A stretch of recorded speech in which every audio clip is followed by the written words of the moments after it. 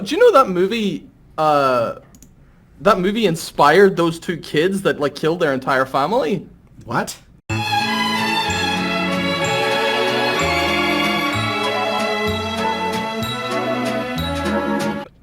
Yeah, they saw the movie, right? One of them was a Minecraft YouTuber, but they were watching Rampage, and then they were like, "Hey, this is a good idea." So one of the kids was like, "Let's plan on killing our parents and our family," and he was like, "Yeah." And then he started slowly ordering bits of body armor over the course of like a year, and then, well, they only got as far as killing their family. They didn't really. Wait. They were not. There's so many layers to this story. Hang on, I'm still caught up on the fact that one of them was a Minecraft YouTuber. Yeah. And he worked at a Christian hotline thing where he would say prayers with you, and then he saved up money from that and became a Minecraft YouTuber, and then he was like, I'm just gonna kill my family now. What the fuck? Yeah, the only thing I remember about it, I can't remember their names, but the only thing I remember about it is that it took place in a place called Broken Arrow, and like the biggest fuck you to them is like during their investigation and their interrogation and shit, they were like, we just wanted to be known forever as the biggest Rampage killers ever, haha. But if you look up like the Wikipedia page for it, it doesn't even mention them, it's just called the Broken Arrow Killings. So like, they got fucked over with the Wikipedia editors. Oh my god, okay, so this is already going swimmingly, we're already off on a tangent.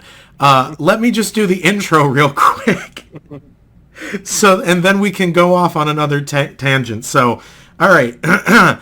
Welcome, everyone, to the first episode of the CessCast. I am your host, Eat Sleep Complete. This is my co-host, Cool Kid Joe, and everyone's favorite achievement and bell enthusiast, Noth the God.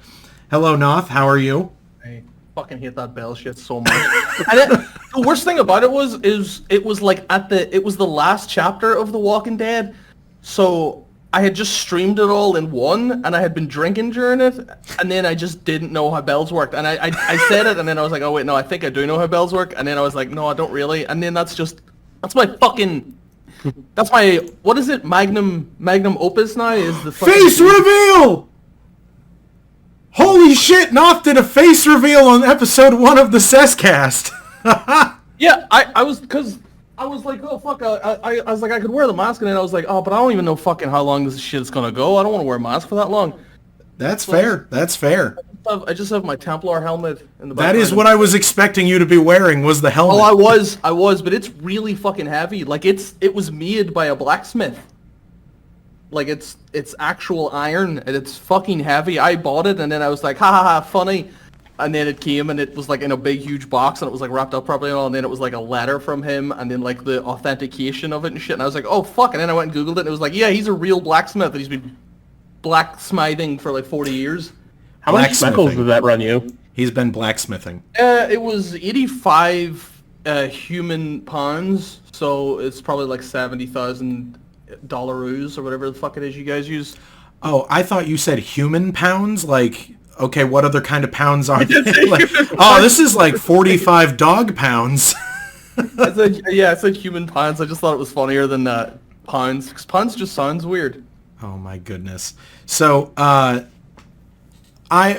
and I have been talking about how exactly we're going to be handling this thing that we're doing now, because originally, Noth, this was your idea. You off the cuff just said Joe, Mist, and I should just do a podcast, and then it took months of bugging you to get you to commit to a day at a time. Yeah, I feel like I have that. What the fuck do you call that? Oppositional defiance disorder or something? Where somebody, like, you guys agreed with me, and you were like, yeah, let's fucking do that, and I was like, well, I don't want to now. Fuck you. Like, it just. And then you are like, oh, let's do it. And I was like, no, and then I accidentally got tricked into it because I gave away what my schedule was for the next month. Wait, you got tricked into it because you did a schedule for a month? Yeah, and then you were like, the CessCast is this Sunday, and I was like, fuck. No, hang on, hold on. I feel like you're misrepresenting this, because... Don't tell the truth, that's a funnier bit. What the fuck? No, because this is your oppositional defiance disorder kicking in. It is. He's trying to make up more about there was a conversation.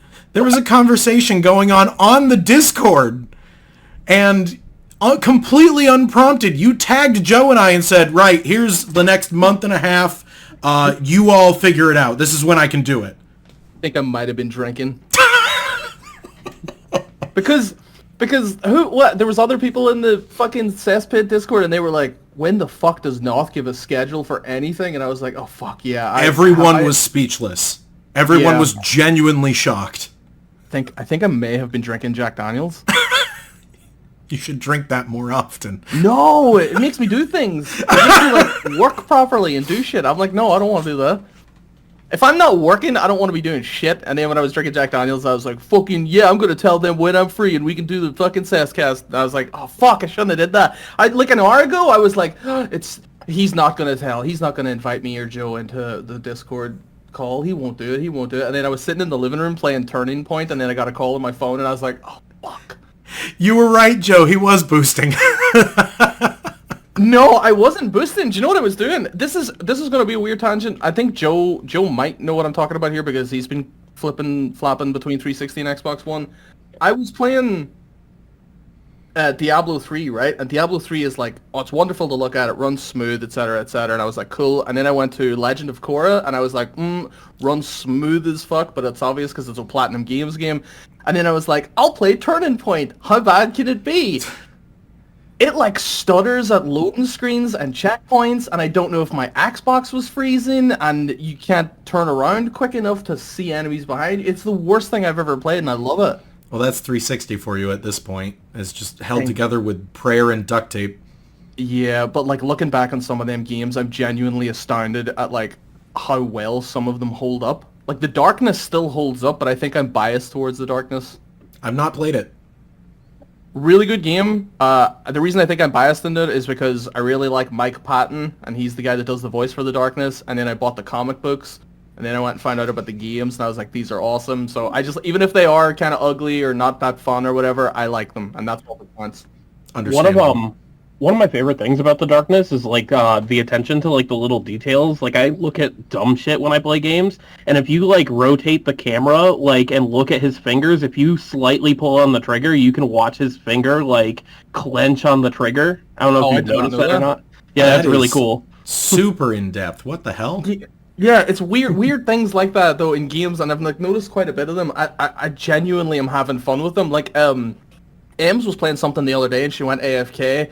And then I just heard from the kitchen, like, her character from the living room being like, oh, God, this is awfully boring, isn't it? And I was like, well, who the fuck said that? What was that? And it was just her sitting down, like, with her arms folded in the game. And I was like, I like shit like that. Them little, if you're AFK moments and stuff, I like stuff like that. Yep. Oh, although, I've just been going hard on 360 games recently, so I'm just like, 60, it's going to be weird going back to 60 FPS games. What's your friend list situation look like on there? Do you have like a big list or do you have a small list? No, I have a really small list on the 360. It's like 9 people, I think. Yeah, Martel said it runs better when you have like 5 to 10. Your friends list affects your free run? What? Your friends list affects like the way that games perform and the way like your dashboard loads up and everything. Like it's crazy. Like I had 70 to 80 and I cleaned it down to like maybe like 8.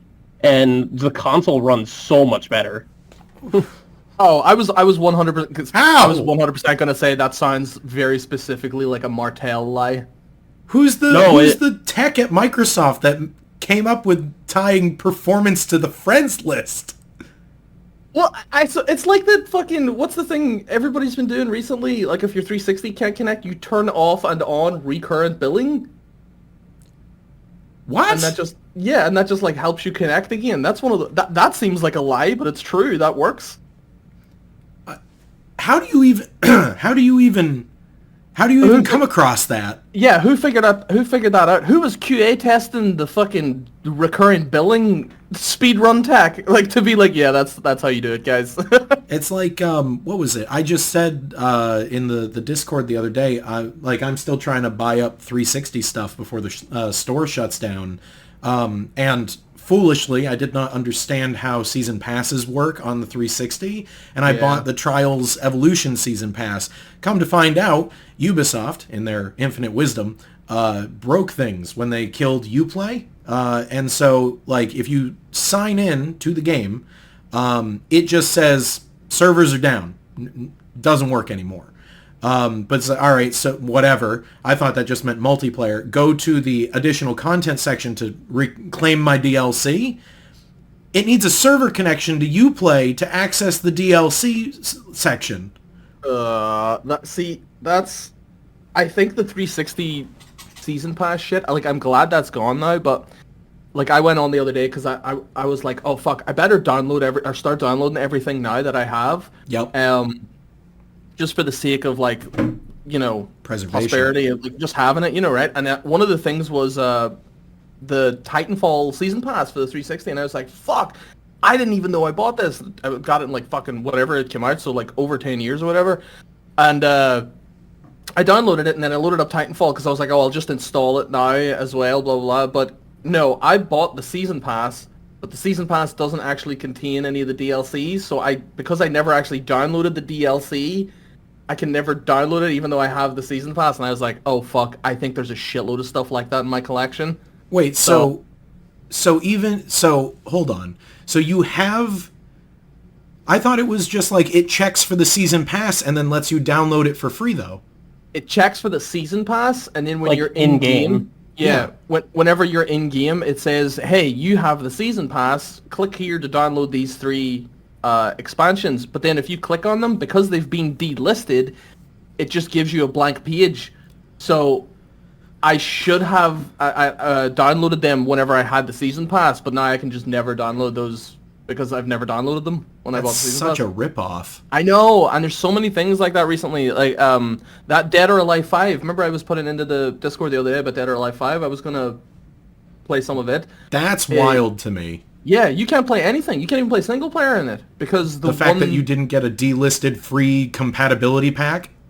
Yeah, and that's the thing. On the 360 store, they have all of the other DLC, so they even have like all the cheerleader outfits, everything like that. They've got even the expansion DLC, like Zack's Island or whatever.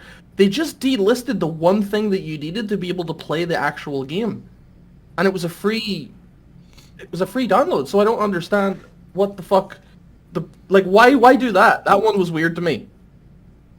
It's there's a meme that I made on another Discord because I got sick and tired of developers not knowing how the store works, and it's that meme of the guy who's like sweating over the 2 red buttons, and one says delist the game and put the game on sale.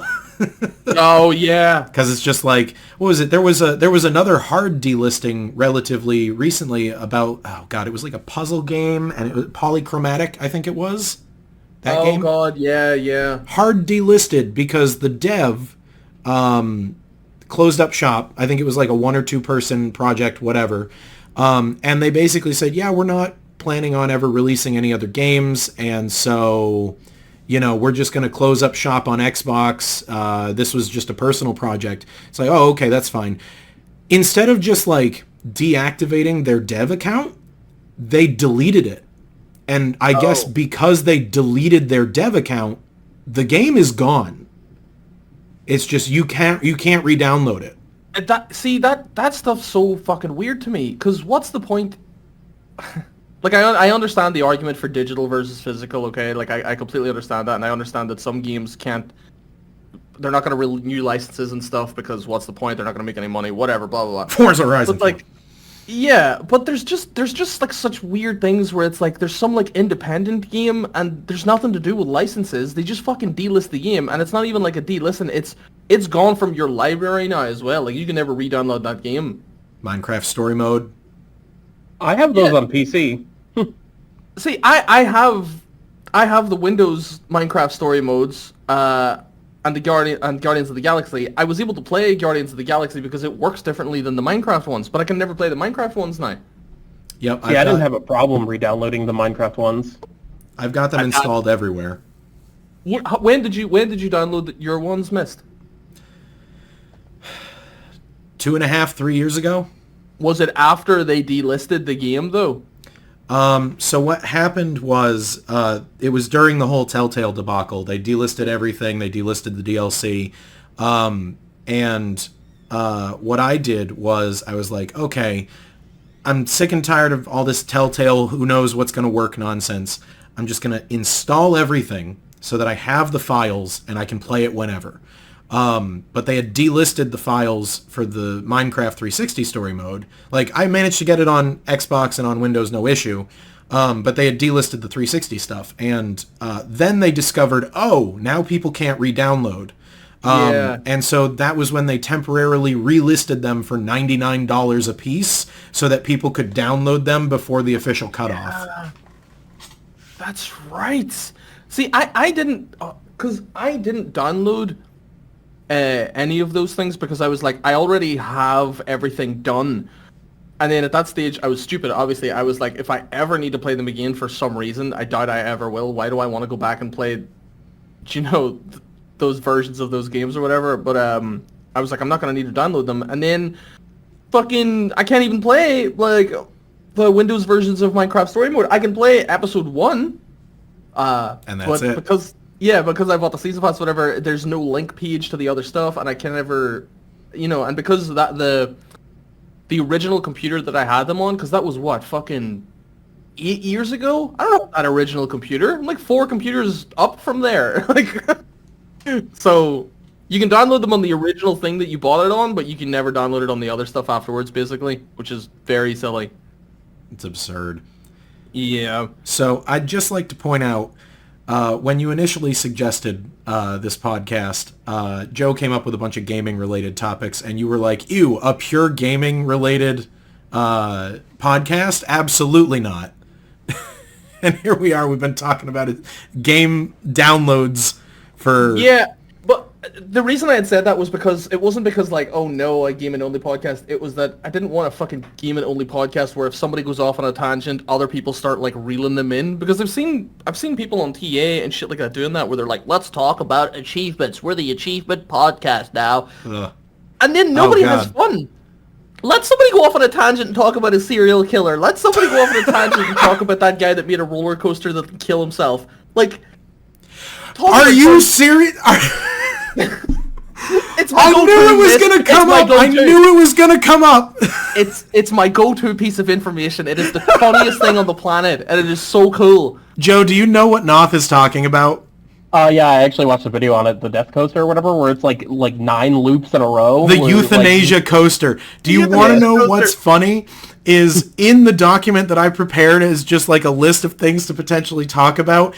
My section here is, you can ask Noth, hey, what's the deal with hyperfixating on random facts? Like, what attracts you to specific facts that makes you just, like, deep dive on things? Top of the list. Euthanasia coaster. Euthanasia coaster. It's just amazing to me that a guy was like, fucking, you want to kill yourself, but let's not go to Switzerland to do it. Let's just make a giant ass roller coaster in the middle of Idaho. Fuck yeah, dude. That's hilarious. So I came up with a few other things that might interest you that are random facts that you might like. Let me see here. So I've got a couple of different things. Let me say, Joe, if you have something you want to bring up or something like that, feel free to just jump in. Because I know you also had a document too. I don't even know where it is anymore. Okay. So ever prepared. So let me see here. I was like, I'm thinking, what could I bring up that might catch Noth's attention that he might not know about? And just to preface it, oh my god, I got my big box of Japanese games, Joe. Ooh. I got a big box of new Japanese games, Joe. Ooh. Why do you just have a loose cardboard box full of Japanese games? Because I just bought a load of Japanese games and I put them in a big box so I could show Joe. Okay. And then Joe could say, is there anything in there with a variant cover? And then I could go, no, Joe, they're all just Japanese stacks. And he'd go, well, then I don't care. Because Joe sees a variant cover for a game that was released in, like, Taiwan in, like, 1995, and he's like, there was only 7 of these made, and I have 2. And I'm like, okay, Joe, what does it matter? What are you talking about? Oh, actually, I have the special edition Counter-Strike cover art for the original Xbox. Do you see what I'm talking about? He's like, oh, in this Nintendo 64 Mario Kart box that I have, Yoshi is slightly bluer than green. And I'm like, Joe, no one cares about those variants. What? No one. I've seen the Counter-Strike Xbox cover. What's different about the one that you have? It says limited edition on the side. The spine is a little bit different, and it's like raised like a topographical map, like the guy is. Okay. Oh, weird. That actually sounds quite cool. So like if you run your hand over it, there's a raised section of the paper. Yeah. Interesting. Was that the only thing that made it a limited edition, or did they just print that on the box to sell it more? No, I think it was like a pre-order bonus at GameStop. Oh, yeah, that sounds about right. It's like the fucking it's like the Anarchy Reigns. Noth, why did those all have the same spine? Because they're all Anarchy Reigns. Oh, those are Anarchy. Okay, for a second I thought that was a different game that you had a mountain of. No, it's Brink and Anarchy Reigns, but like all those have limited edition on it. And it's like, I don't think it's limited. I don't think it's limited, unless I have every limited edition. Before we end up talking about something else, I want to show you this. Do you remember me and Wolfie were talking? Wolfhard Spell were talking the other day in the Discord. He sent me some German only games. Which is like super cool, right? Like Quake and shit like that there, right? But in it, he also wrote letters. I can't show you the notes. Too explicit. He also sent us all Belgian chocolate. Oh, cool. How cool is that? It was a big box with Belgian chocolate and video games in it. I was like, you know what, Wolfie, that is the coolest shit ever. He was like, yeah, blah, blah, blah. And I was like, you could have just sent me the games and that was that. But he sent me games, chocolates, and then wrote funny Post-it notes in them. And I was like, that's the kind of person you want to deal business with. Oh, I'm getting fucking blinded by light. Ugh. So, next time you send him something, you gotta send him snacks. Send him some Irish whiskey. No, I don't think you're allowed to, because I was talking to somebody about this. I don't think you're allowed to sell or send alcohol in the post. You're definitely not allowed to, but that doesn't stop people. Because I know somebody in the cesspit was talking about it, and I was like, oh, I'll send you blank someday, because it was like something it only exists here.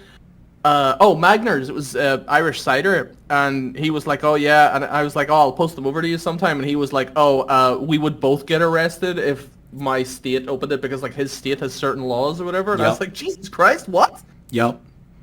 No, That's I have a friend who actually works in the U.S. Postal Service. I can't, speak to other countries, but I do know that it is very, very much against the law to send alcohol through the mail, unless it's been declared to be alcohol, and you have to pay a whole bunch of money to make it. Like it has to be in like a liquid box, like a liquid resistant box, and all that nonsense. But they've told me that there have been times where they're like moving packages from the building to a truck, and they can hear it sloshing around inside, and it's like, come on.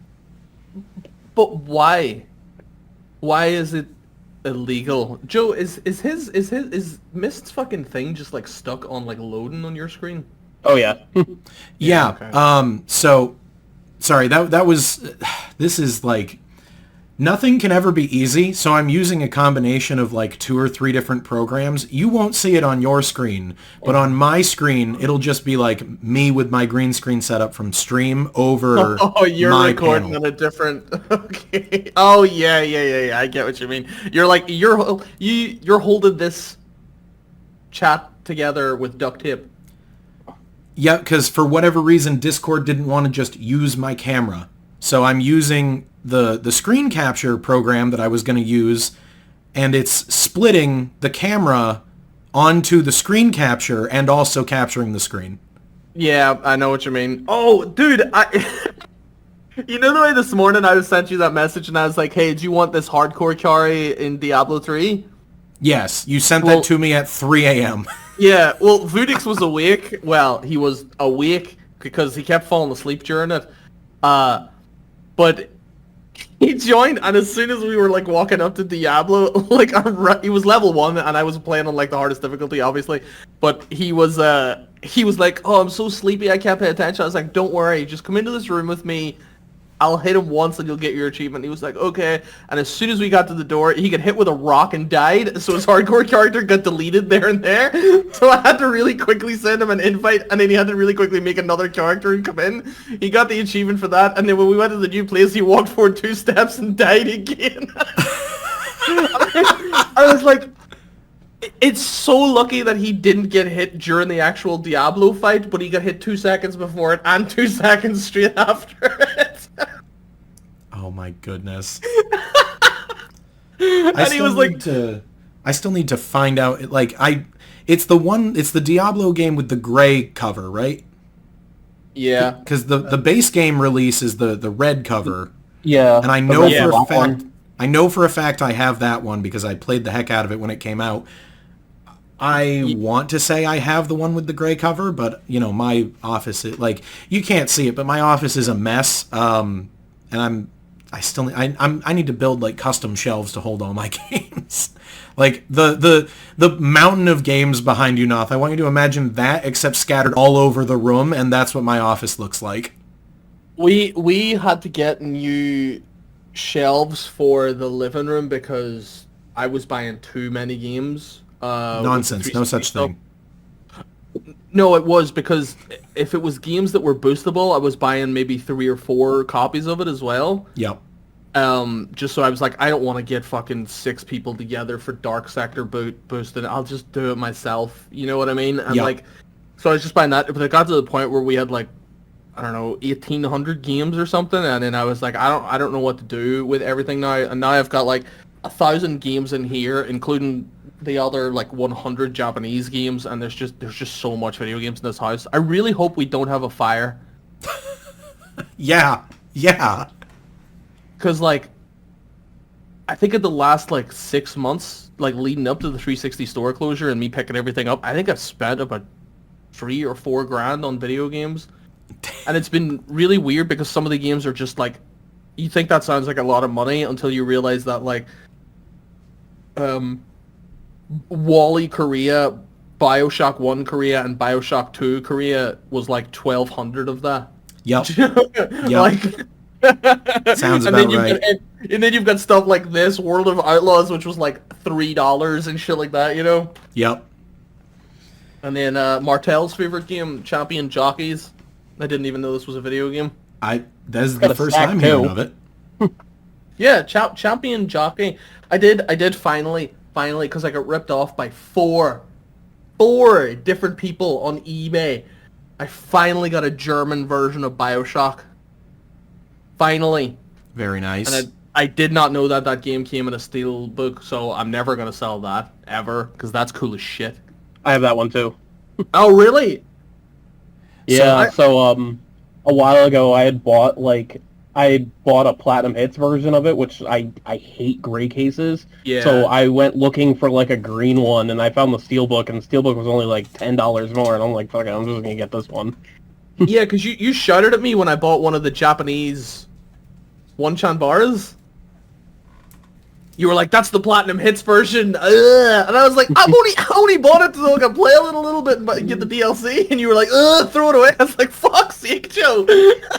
I hate gray cases with a passion, and I hate those red PlayStation ones. Yeah. They're disgusting. Yeah.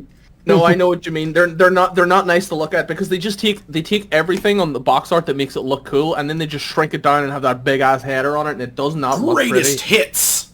Yeah. Oh fuck, bro. I hate those things.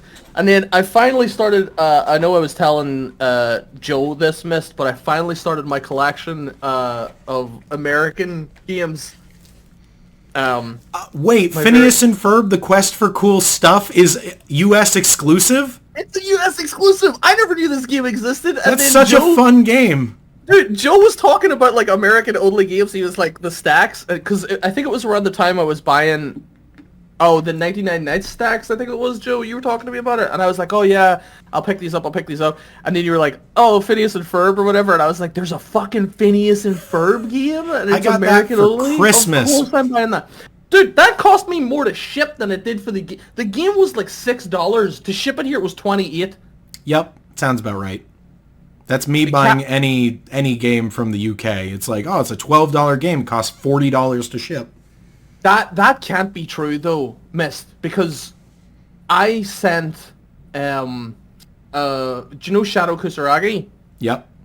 I was talking to him and I was saying to him about how I accidentally bought multiple PAL versions of the Sherlock Holmes games. Because I just kept forgetting what fucking Sherlock Holmes games I had, and I ended up with like 3 copies of each of them, including the American ones. And I was like, does anybody want one of these? Like, you don't have to pay me, you don't have to pay shipping, I don't need it here because I don't fucking need it. And then he was like, yeah, I'll take one if you have it. And I was like, it's the EU version. He was like, yeah, of course, thank you very much. He gave me his address, and I was like, oh, he lives in blank. And then I went and sent it over there, and to send it to America, the lady was like, oh, £7, please. And I was like, expecting this to be like $30. Like, what the fuck are you talking about? I don't know what. So I don't. But that's the thing. I don't understand how people on eBay are shipping shit to me from the same place that he was living for like nearly $30. I can't explain it either, dude. Like, so here's the thing, right? And it is, for me, it might just be like on a person-to-person basis. For me, any time ever that I order something from the UK, shipping is like the biggest part of it. I just bought last month, so there's a handful of European exclusive compilation discs for 360 digital games. There's the Monkey Island, the 1 and 2 compilation disc. And I've never heard of this. Keep talking there. I'm going to Google it. And then there is the one that contains Outland, From Dust, and Beyond Good and Evil HD. I just bought that one because they delisted Beyond Good and Evil HD, which means that price is going to be going up. And then there was the Worms compilation disc. And the Worms compilation disc, believe it or not, actually includes delisted DLC on it. Oh, okay. So, just in the process of buying games for the 360 marketplace, I'm like, oh, that's physical. Okay, let me go look. Oh, that's $80. Yeah. I'll send you a picture of the Monkey Island 1 and 2 compilation disc. Yeah. There were very few available, so I don't think it was a very wide release. But anytime I ordered Monkey Island from the UK, and it was like an $80 game, and it was like $15 additional to ship. Oh, it's crazy that the shipping is the thing that's gonna fuck you over if you're a collector. I mean, and here's the thing. I say it's only from, and you're not going to be able to see this, but I can send you a picture after stream, or after the recording. I started my Chinese collection because Joe actually sent me an eBay link, and he's like, hey, this guy's got Chinese Master Chief collection, as well as one of the Just Dances that I saw. And I dove into his collection. He's a guy from China, and he's just selling copies of the Chinese exclusive Xbox One games. And so now I have every disc-based Xbox One game from China. I can't play them. Oh, yeah. But the Chinese stuff is it's all console locked, isn't it? Yeah, disc ones are. So, someone unlocked mine like a while ago, and I guess and I used it like this month to get one of the Halo date achievements. Or playing it on like the 15th. I think it's for like Halo 2 or whatever. And I went to go do it for I think it's the 21st or 27th. I don't know. There's one in the 20s. And I went to go do it, and I went to go boot up the game, and it was like, oh, you need a Chinese ID for this. Download this app. And I went to go enter it, and I'm like, oh, boy. So now I probably have to get it digitally. Yeah, because you posted into the CessCast, you were obviously using the translation app on your phone, and it was like what did it say on it? To cut down on the addiction of video games, the government, you have to provide your government ID number? Yep, Chinese citizen ID. That's fucking insane to me. Like, Yep. that is actually an insane thing to hear. I mean, it makes sense that, you know, addictions are categorized differently in every different country, of course, like, but having to provide your citizen ID number Just to play an Xbox. to play a bit of Halo for 1 minute so you can get a fucking date-related achievement is the funniest shit ever. And then it was just Joe posting that, and then he just wrote underneath it in little tiny letters, he just wrote, help. Because I can just imagine Joe there being like, I can't play my Halo CN. Oh my goodness. Joe, I was meant to say to you, what the other one is in the living room. I finally got them. 99 Nights? 2? 3? Yeah, 2. So I have Korea, JP, PAL, American, and then the only one I'm missing is it Asian? Just Asian? Yeah, Asian. probably. I found one on eBay for $280. But he was like, "Oh, I can't ship it to Ireland," and I was like, if I message this guy and I just say, hey, I'll pay you $300 flat right now, PayPal, can you send me the game? And then he just never got back to me, and it's still on eBay. And I'm like, wait, I don't understand what, like, you were only going to get that from me because he's had it up for like... Where's he I don't shipping know. from? He's shipping from, not Seoul, but it's the other, like, major city in South Korea. Yeah, that's... Why can't he ship it to Ireland then? I don't know, because when I bought the BioShock games, BioShock 1 and BioShock 2 Korea, they were both off the same seller. And he wasn't in Seoul either, but his postage was only like $10. But then I had bought other Asian games off that guy that gave me the BioShock games, and I was talking to him about it, but he had sent me a message and said, there's a certain, like, price thing for if you're a registered business on, like, selling websites and stuff that you get, like, taxed and shit, and it was probably because of that if you're selling stuff to, like, foreign countries and all. And I was like, that just all sounds way too difficult. I don't understand why you can't just post the thing. Why don't you try that guy on Facebook? Oh, yeah, because... honestly, Joe, the reason I haven't like hit him up for anything is because it seems to be that he's just selling very specifically weird games that I know I won't play for years. Like, I'll play 99 Nights, I'll play BioShock and stuff. I'm not going to play Monkey Carnival, you know. Oh, the Taiwanese carnival games, Monkey See, Monkey Do? Yeah. Martel kept talking about it, and I was like, that's not a real game. And he was like, fuck, it is. And then I was Yeah, like, it is, oh, I it is have a it. real game. Yeah. I have it and too. then I was talking to Emz, and she was like, we have a copy of that. And I was like, we do? I was like, I didn't know this was a fucking game. Because I go on eBay and I look at, like, you know, like, bundles, like, people selling job lots of, like, 50-plus games. Yep. Yeah.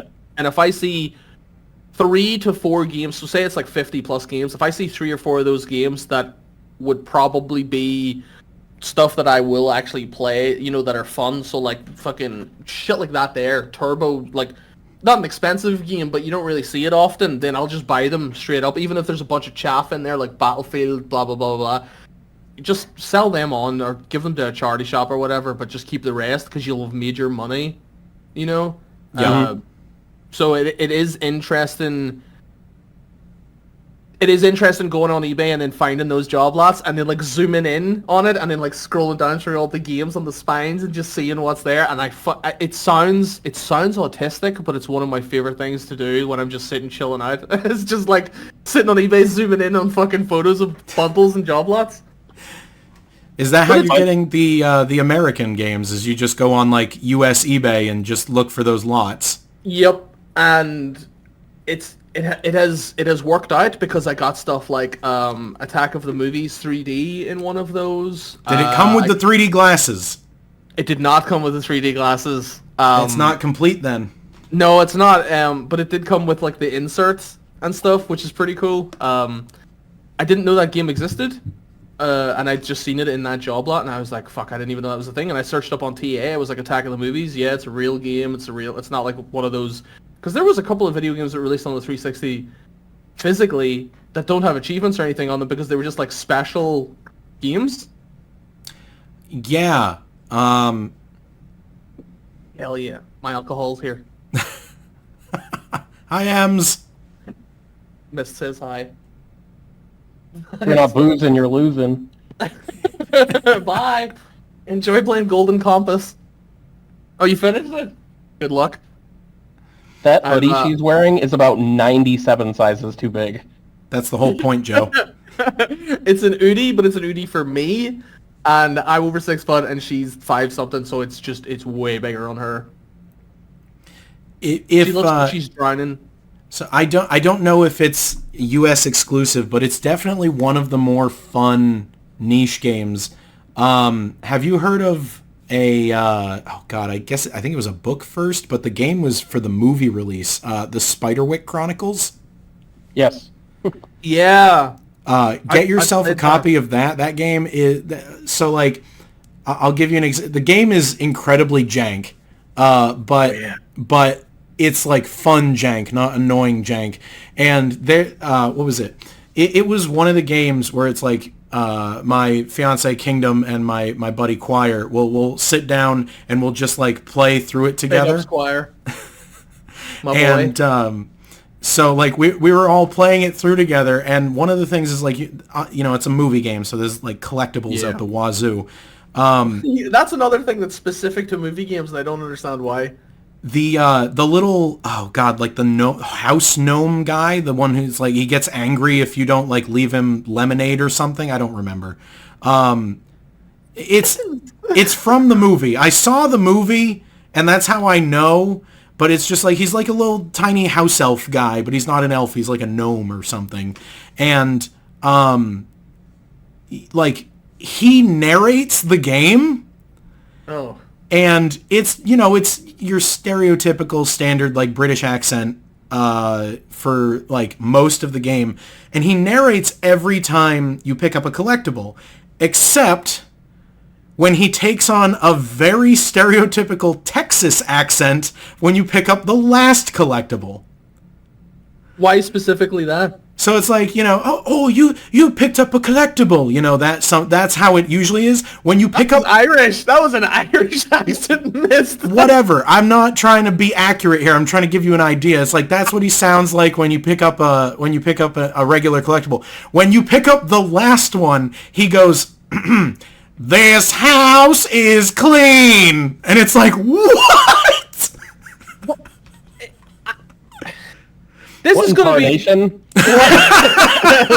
Is it the Lone Star State? Is Texas the Lone Star State? Correct. Yeah. Fuck yeah, dude. You still owe us a stream of playing one of those name the state map things. Dude, okay, so here's the thing. I know every single state where it is. I don't know if I could do that. And the reason... This is going to sound so weird. Do you know why I geographically know, like, not where it is, but... I know the names of them and all. What? Because I watch like all those interrogation videos and stuff, right? And I always remember the weirdest murders or weirdest cases from each state. So like, that's how I know the states, and that's why I could sort of tell you where they are, because sometimes at the start of those videos it'll show you the American map and then like zoom in on where the thing takes place. So my brain's like subconsciously taking that information in. I don't know if that's autism or ADHD or what, but it's something. It's your hyperfixation kicking in again. It fucking is, dude. And like I know Oregon is up near... This is gonna sound so weird. Oh my god, this tangent. I know Oregon is up on the never eat shredded wheat, northwest. Yep. Because its case was a trans lady who owned a pig farm, killed a man who was working for her, and then stole his card, and then fed him to the pigs, and then the cops found his legs on her farm. And then I also know Seattle, Washington is near there because that's where DSP lives. So here, I'll tell you what, we'll ask you some geographic questions, and we'll see how close you are. So we're going northeast, which is like Maine, southeast, which is like Florida, south central, which is Texas, southwest, which is like Well, California's most of the West Coast. Yeah. And then Northwest, which is Washington State. Where is Michigan? Oh, I know this. It's near the Great Lakes. Its capital is Detroit, so it's north of Wisconsin? I think that's right. You think that's right? You're American. You're doing the test. You should know this. Well, you're like, I think it's north of Wisconsin. Like, I mean, it's a pretty big state. It might be. But it's also bordering Canada, near Winnipeg. Yes, that is correct. Oh. Fuck yes. Call me the geographical Noth. The Great White North. Ooh, maybe not. Okay, maybe not so this is why I was confused, because Michigan is a very oddly shaped state. Yes, the northern half of Michigan is in fact north of Wisconsin. Is the northern half of Michigan is what? You cut off there? It's north of Wisconsin. You were correct. Yeah. So, see? All right, so that was an easy one, right? Because okay. So, Noth, where are the four corners? There is one specific place in the United States where four states touch each other, and if you lay down at the where they all touch each other, you can have one limb in each of like one of both legs and one of both arms, each in a different state. What are those four states? So the four corners, I would assume then that state has to be a sharp corner, like because all the rest of them are all like that. So Yeah, they're not goofy shapes. Yeah. So it would have to be, well, Texas, because Texas has the little like right angle at the top. But what the fuck is above Texas? Iowa? Oklahoma. Joe, you're not supposed to help him. Texas, Oklahoma, and then North and South Dakota. No. I feel like it's like Colorado, Utah, like Wyoming, and like Idaho or something like that. You guys can't see my face right now, but I'm just like shaking my head. Noth, you are categorically incorrect. Like, I would like to point out. So here's the thing. You said Texas and Oklahoma, right? So you're correct. They do touch. Oklahoma's directly above Texas. But then North and South Dakota are like North Dakota is above South Dakota, and the bottom border of South Dakota borders Nebraska, which borders Kansas, which borders Oklahoma. Okay, so you chose two southern states. You chose two southern states and two northern states separated by two middle states. And Joe, you actually got two of the four correct. You got Colorado and Utah. But Wyoming is above both of those and touches both of them. And then Idaho is above Utah and touches Wyoming and Utah. The four correct states are Colorado, Utah, Arizona, and New Mexico.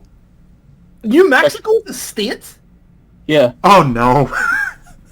Yes, we have a state named New Mexico. Oh, God. I thought I could have definitely named all 50 states. Did you almost say 52? Nope. Yeah, I think I did not. No, I did not. Too. So actually, so that was a medium question. Let's go to hard. Oh, boy. Oh yeah, that wasn't a hard question. Most people know where the four corners is. Even Joe didn't know where they were, and he still got two of the states right. I just picked the square states. Yep. So, Noth, can you name... you know what? I'll give you a bonus point. So, minimum one, but the more that you do correct, the more points you'll get. Name at least one U.S. territory. Something that is not a state, but is still part of the United States.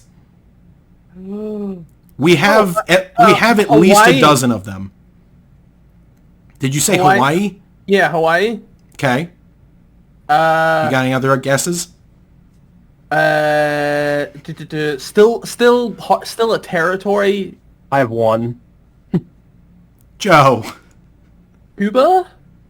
Okay, so Hawaii and Cuba. You got any other guesses? Oh my god. I'm gonna guess something really weird here because I just see it a lot on the news recently. I'm gonna say Kiribati. Kiribati. Yeah. I don't even know where Kiribati is. It's a little tiny island, and it's like Samoan-looking people, and I think their capital town is called Banana. Oh, the island with the city named Banana. Yeah, and everyone on Twitter is like, why is this named Banana? And then the island's official Twitter account said, you're not allowed to come to our country. Yeah, they tell people they're not invited and to wash your mouth and stuff. Okay, so Joe, let me hear your guesses before we get to Noth's train wreck. Guam. Okay. Any other guesses? The only reason I know Guam is because when I worked at GameStop, that was like, they'd be like, oh, in the U.S. and Canada and Guam, or whatever, and we used to look up the phone numbers for the Guam GameStops all the time. There's GameStops in Guam? There used to be. I don't know if there still is. Good point. I would say something like Carousel or something like that. What? Carousel. I could be butchering that. It's like Caraca with like an O with like a tilde or something on it. Or an accent. Oh yeah, I believe it's in Curacao. Very interesting. Samoa. Okay, so I'm gonna stop you at 3. There's no way Samoa's one. We'll start with Joe. First off, I'm gonna give you 1.5 points. Because Guam is in fact a U.S. territory. They vote in our elections. And while it is Samoa, I believe there is a differentiator. It's American Samoa. That is also one of our territories. Curacao is a sovereign nation. It is not under the U.S. flag. What does sovereign nation mean? Does sovereign nation just mean they're not self-governing? With any... Oh, okay. So, Noth. Hawaii is a state and has been since the 40s. Hawaii is a state of America? Yes. Actually, let me get my date correct because I believe it's the 40s. Yeah, you don't remember when like Japan sent their people over and they're like, we're going to sink your boats, and then we're like, let us show you what we were working on. Hawaiians are cool. Sorry, they were admitted to the United States Union in 1959, 64 years ago. Oh, so they're a relatively new state? They are the 50th state. They were the last one added to the flag. Oh, that's weird. Oh, I thought like the 50 states, I thought they'd always existed since America existed. That's crazy. Bro, there's 13 colonies. What does that mean? What? It's when... Bro, England blew a 13-colony lead.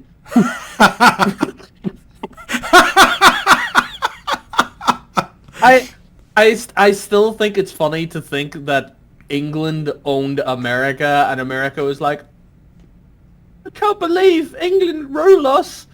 And then somebody at some stage was like, fuck your tea. Yeah, we're bigger than you fucking idiots. We weren't. And now England's like, oh, Jesus. No, we weren't. We were not. We'll get to that in a second. Your other two guesses were Kiribati and what? Hawaii, Kiribati, and what? Can't remember. Oh, Cuba. Cuba. Cuba is a sovereign nation. And Kiribati is also a sovereign nation. So I asked for territories, and you gave me a state and 2 other countries. Fuck. No, we'll do a short little U.S. history education for you. The U.S. had more land than England when we were still the 13 colonies, but we were categorically not bigger than England. We had a much smaller population. That's why they were shipping people to Australia, is because they had too many. Oh. And it all started over taxation. Because that was the whole thing was we were like, hey, please don't tax us to hell. We're barely making enough to live here. And then England was making laws that affected the U.S. and we didn't have any say in it. So it's just like, they're like, oh, well, you now owe us another 15% on your existing taxes. And it's like, well, can we say no? And they're like, no, you can't. So that's what the Boston Tea Party was. It was protesting a tax act. I still think that Boston Tea Party thing is really weird because all I know is that it was like America's defiance of England, like English rule, but it sounds so dumb that was the catalyst for like breaking off from England rule. It was just, we're gonna put tea in the Boston River. What? In the what? In the Boston River? Right? Boston doesn't have a river. It was the Boston Harbor. Oh, well, I'm sorry. It was a body of water. Like, what the fuck? It was the Boston water. We're gonna put your tea in the Boston water. You guys dye the rivers green on St. Paddy's Day, which was one of the most fucked up things I ever saw, by the way, when I was living in America. Oh, are you talking about? Oh God, what city does that? I think it was in New York, wasn't it? Or was it? This is gonna bug me. I know the incident that you're talking about, but I don't know what city. Didn't Boston have a river that went on fire back in like the 1800s? That is sounding familiar. Hang on. See? I know my American lore. Chicago dyes its river green. Chicago? Oh, I was never in Chicago, so it wasn't that then. I must have seen it when I was over there. Like I saw it on TV or something. Man, I love living in America, but there was some weird system shock things when I first moved there. Like, the rain was warm was one of the weirdest things I ever had to get used to. The rain being warm? Yeah, well, if it rains in summer, it's going to be warm. Yeah, that's not a thing over here. If it rains, you're getting frozen. I remember the first night I was there and it rained and I was like, oh no, I didn't bring a coat. And then one of the guys that was with us was like, what the fuck are you talking about? And I was like, oh, I'm gonna be cold and wet. And then it was like rain was touching me and I was like, this is really weird. Like I know it sounds weird to say it, but that was a thing. That was a system shock thing for me. This little Irish boy in America, like it was weird. No, I completely understand. I mean, that exists on just like regional differences too. Like the country is so big, you go from one area to another, you're going to get culture shock. Oh, yeah. Like, what was it? Joe and I, we're from New England, and it's, known as like a mountainous, hilly region. And, I have family down in Florida, and when I was younger, we went to visit them, and we got off the plane, and I'm like, I can see in any direction for miles because it's all flat. There's no hills. There's no mountains. And that gave me anxiety, which I wasn't prepared for. I'm like, why do I feel anxious about being able to see everywhere and not be able to see trees and mountains? It's such specific stuff like that makes me like freaked out about things. I remember because whenever I was living in America, we were there working and stuff, right? But we had this like girl who would like come to us. The company that we were working for, she would have like an itinerary of like things for us to do because we were all basically exchange workers. And like if you were off work, you could go out and do things that the company had like prepared for you. And I remember one weekend we went to I almost said Jewish, the Amish out in like the countryside basically in Pennsylvania. Yep. I swear to God, I have never had so much fun in my fucking life than just hanging out with the Amish people. Like, no cell phones, none of that shit, nothing. It was just like, we got to like go out and help them on the farms, and then at night they had like a weird barbecue thing, and we were drinking like lemonade that the girls had made while the men were working and all, and I was like, this is the coolest thing ever. And then like 2 days later I was back in the city, like drinking beer in a bar or whatever, and it's like, where are the horses? Yeah, I was like, these guys are only 30 minutes away, and those are two completely different fucking lives that's going on there. Yup. Chris? Noth's telling a story about working here, and I'm just like, they took our jobs. It was like an exchange thing though. Like you go over and work for like a year, and then like hang out, and then they take like some of us. I think the biggest culture shock I've ever gotten was when I went to Philly last year and how normalized it was for them to be like, it's not, they have billboards everywhere that says it's not a crime to have AIDS. And I'm just like, I'm pretty sure you can't just give that to people. It's not a crime to have AIDS. Oh yeah. That's a very specific ad campaign. Yes. I mean, there was a lot of stigma, or at least, I don't know how long ago this was, but there was a stigma against people who had AIDS back in the day, and I imagine it was last year. Last year? What? It was last year when I went to like YCS Philly in like June or May or end of May or beginning of June. The AIDS crisis thing hasn't really been a stigma thing since like the 80s though. Like, it was really bad in the 80s. People were stigmatized for it and attacked for it and shit like that there, you know, like... Oh. I don't really hear about people talking about, like, AIDS. So I have information on that from the HIV is Not a Crime Awareness Day, government resource. Living with HIV is not a crime, but in more than 30 U.S. states, people are being imprisoned due to their HIV status. What? So what, just having it can put you in jail? People with HIV are being criminally charged due to their positive status. HIV criminalization laws can consist of using a person's status in a criminal prosecution or increasing charges or punishments because of that. So there's apparently a legal bias against people with HIV/AIDS. What? I guess this is news to me. So, like, but how do you even tell if somebody, do they have Philadelphia bruises? Like, is that how you know if you're going to arrest them? I couldn't tell you. Couldn't tell. I don't know. This is all completely new to me. You're welcome. Also, here. I just want to give you guys a quick heads up. There's lightning flashing outside my house, and I just heard heard thunder roll. He's about to go offline in the next 5 minutes. He's just going to be... They're actually called Boomy Boys. Sorry, there were a couple of boomy boys above my house. The flashy guys were popping off, and then the booby boys came. Do you want to know a really weird piece of information talking about ad campaigns that I know? Sure. Do you remember the Got Milk ad campaign? Yep. Yes. The guy that made that, who came up with that whole thing, the Got Milk ad campaign, he was in a house with two other gay men when their friend, a straight married man, was found stabbed to death in the room downstairs. I think I watched this the other day. Do you know one of them dudes is the fucking Got Milk guy? So I want to see if we're talking about the same thing, because like the one that I watched or whatever, he was like staying with them for like a day or so, like a couple days or something like He got that. out of work late.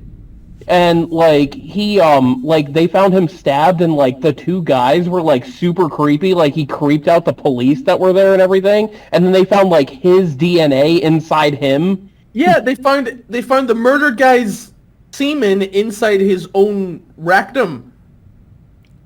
And the cops were like, what the fuck is going on here, blah, blah, blah. And then, like, the three of them got off. They never got charged for it. But two of them ended up changing their names and shit afterwards and all. But yeah, one of those dudes whose knife went missing and might have been the murder weapon. Did you watch it on that chapter? It wasn't that chapter. It was, I think it was Ewu, the Explore With Us page, where they just upload, like, all the interrogation footage. Okay. Yeah, but yeah, one of them was the Got Milk guy. Because I remember Googling shit afterwards being like, what happened after this, or what did they do, blah, blah, blah. It was like, yeah, this guy's like the guy that came up with Got Milk.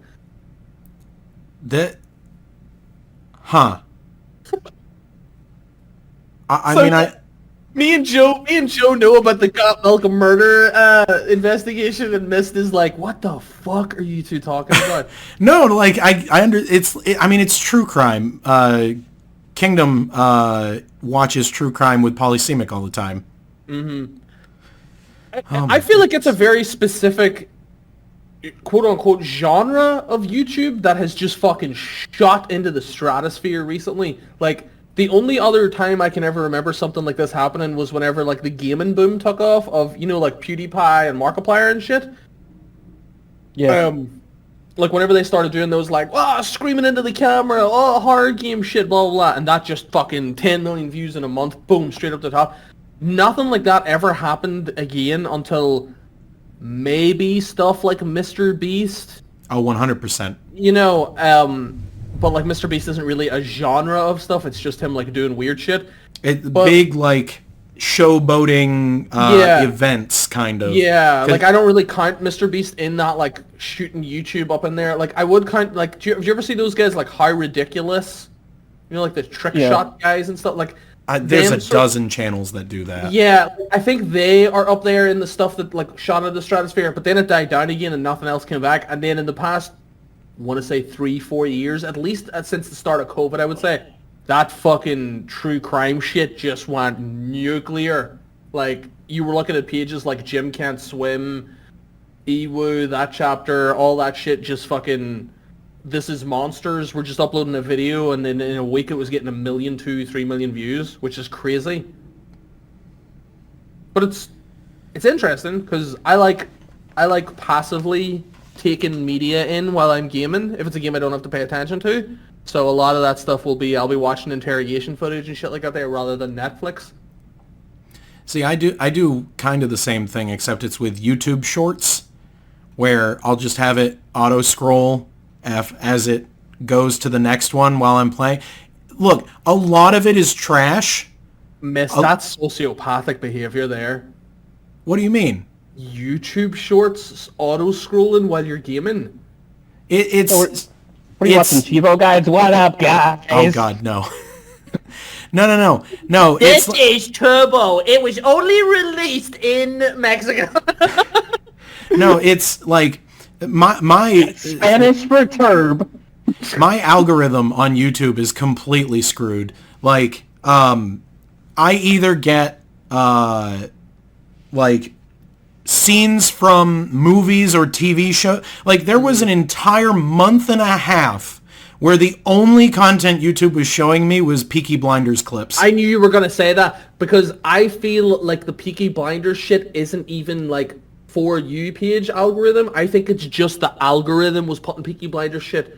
I don't even... Do you think... Like Peaky Blinders.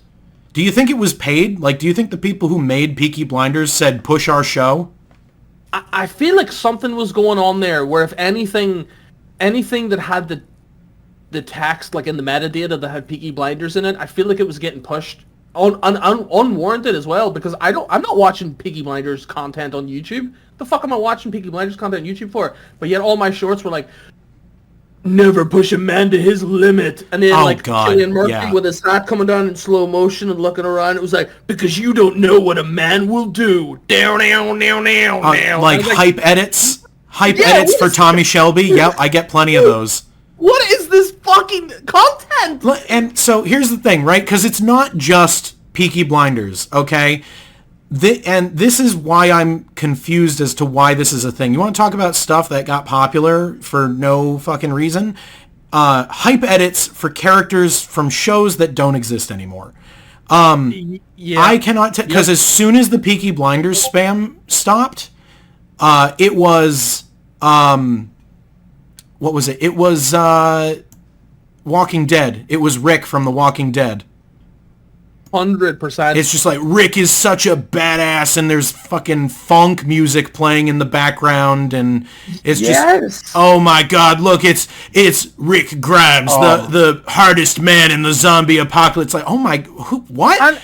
It's like, there are people making Rick Grimes hype edits that weren't born when the show was on air. Like, what? You saying it's playing funk music? PHONK. Oh, PHONK. Is it like, are they using the one from like Semi-Pro where like the zombies are coming for them and they're just like, get the funk out of my face? No. Funk is its own genre at the minute, and it's usually like, it's like rap with like really weird slowed down EDM. You don't need to explain it. Russian Badger did. I'm gonna send Joe the YouTube short that he made. Do that. Oh God, yeah, the animated one. Yep. Yeah, I actually know exactly what clip you're talking about. But yeah, and it's like Darryl X Rick Grimes, and then it's like like, and it's like the Sigma meal grind set, and it's them two killing zombies with like fucking Call of Duty edits going on. And it's like, what? What is this, and where does it came from? Yeah, I don't get it. I don't get it. It's so specifically weird though. I'm like, I'm not watching fucking Sigma meal shit on my YouTube Shorts. Do you know what I'm watching on my YouTube Shorts? And I hate to say that this is something that I watch daily. The minigun on an A10 Warthog going brrr, brrr. I watch that about 3 times a day. I mean, A10 Warthog guns are pretty cool. That's the coolest gun in the world. You gun realize is called an M11 GAU, and it's just cool. You do realize why the plane has to be so fast, right? The plane. Yeah. Oh fuck! Go ahead, say it. It's because the backward momentum from firing the guns is enough to push the plane backwards midair. I didn't know that. If you fire the A10 Warthog guns on full bore, it will push the plane backwards in the air. I did remember watching a thing about an A10 pilot, and they're told to during training when they fire the GAU. They have to like internally metronome in their head up until about 4 seconds or 4.5 seconds, and never go past 5. And I remember watching it. And I was like, "What the fuck does this mean? Why? What do you mean?" And he was like, "When you hold down the trigger on the guy, if it goes to like 5 seconds, it'll just superheat the entire fucking thing, and it'll just blow the whole front of that plane up." I was like, "Oh, that actually makes so much sense. Why you never see them just like full auto for like a full 20 seconds on a target? It's because they can't." That's not a plane. That's a gun with wings. Yeah, that's a literal flying gun. What are you talking about? If you have to count inside your head when you're firing that thing, then it's too dangerous, my guy. Just stop. Just get a new job. Go work at Quick Stop. Oh my goodness. I feel like weaponry was one of my like ADHD autistic focuses whenever I was growing up. Specifically because of games like Medal of Honor and Call of Duty and stuff. Like, do you remember like the AC-130? Absolutely. Yep. Coolest shit ever. It got me into instead of trains, I was into military planes. Do you know what I mean? Like, I just love shit like that when I was growing up, and it was like, it's really cool. But now I sort of understand why like people get hyper fixated on stuff that won't matter to other more normal people or just people outside of that circle. Because like I'm like, oh, this is the blank gun. Did you know it can hold blah blah blah? And they're like, shut the fuck up, Noth. What are you talking about? Why do you know that much information about a gun? How do you know that? Yeah, and then I'm like, oh, I'm sorry, I just like things. And they're like, yeah, okay. Anyway, here's my Nissan Skyline. It has, and I'm like, what the fuck about? You can't tell me to shut up and then talk about your thing. So then, actually, that brings me to a good question, because I've asked my buddies this, and no one really seems to have this kind of answer at the ready. So I figure if this is what we're talking about, you probably do. So obviously the world of firearms is very vast and has a lot of weird, wacky shit in it. What is your favorite unconventional firearm for any reason? Well, there's a fucking gun that I just absolutely adore, and it's called the G11, and it's just a big chunky like box gun, and it's it's a triple fire gun. And yeah, that's been in Battlefield and Call of Duty. I remember it from Call of Duty. That's where I first saw it. It was in Call of Duty, I think Black Ops 1, and I think you got it at like the highest level once you hit level 55. And it was just a monster of a gun. I fucking loved it. The HK G11, yep. Yeah, it's probably my favorite like unconventional gun. And then the most conventional gun that I like the most is the fucking M85, that Barrett 50 cal. It's just the coolest thing in the world. Joe, what about you? I don't know enough about guns. Okay. Well, now you know. No, I mean, what do you mean? You've played games. I don't pay attention to the names of guns. What's your favorite gun? I don't know. So Worst gamer ever. I know. I have two, And they are wacky and wild stuff that does, like, very few exist today, and they are very expensive if you ever wanted to add them to a collection. One of them is called the Duckfoot. It is a single-shot pistol, like, you know, one trigger pull, but it fires 5 rounds. The Duckfoot. I gotta look. What? Different hang on, different variations exist. I'll post it in the Discord chat here. Oh, I don't know what I expected, but it was not that. It looks like a Duckfoot. Oh my god, that is ridiculous. Who are you shooting with that? 5 different men, I suppose. Yeah, like 5 different guys, and they all happen to be right in front of you.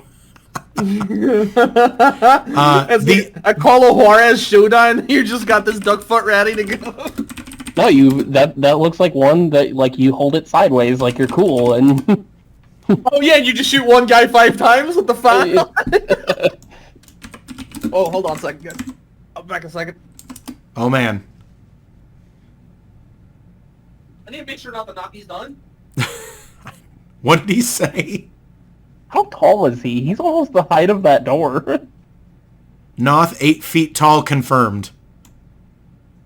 You saw that, right? Like, he's almost the height of the door. So it's either the door is really small or he's very large in stature.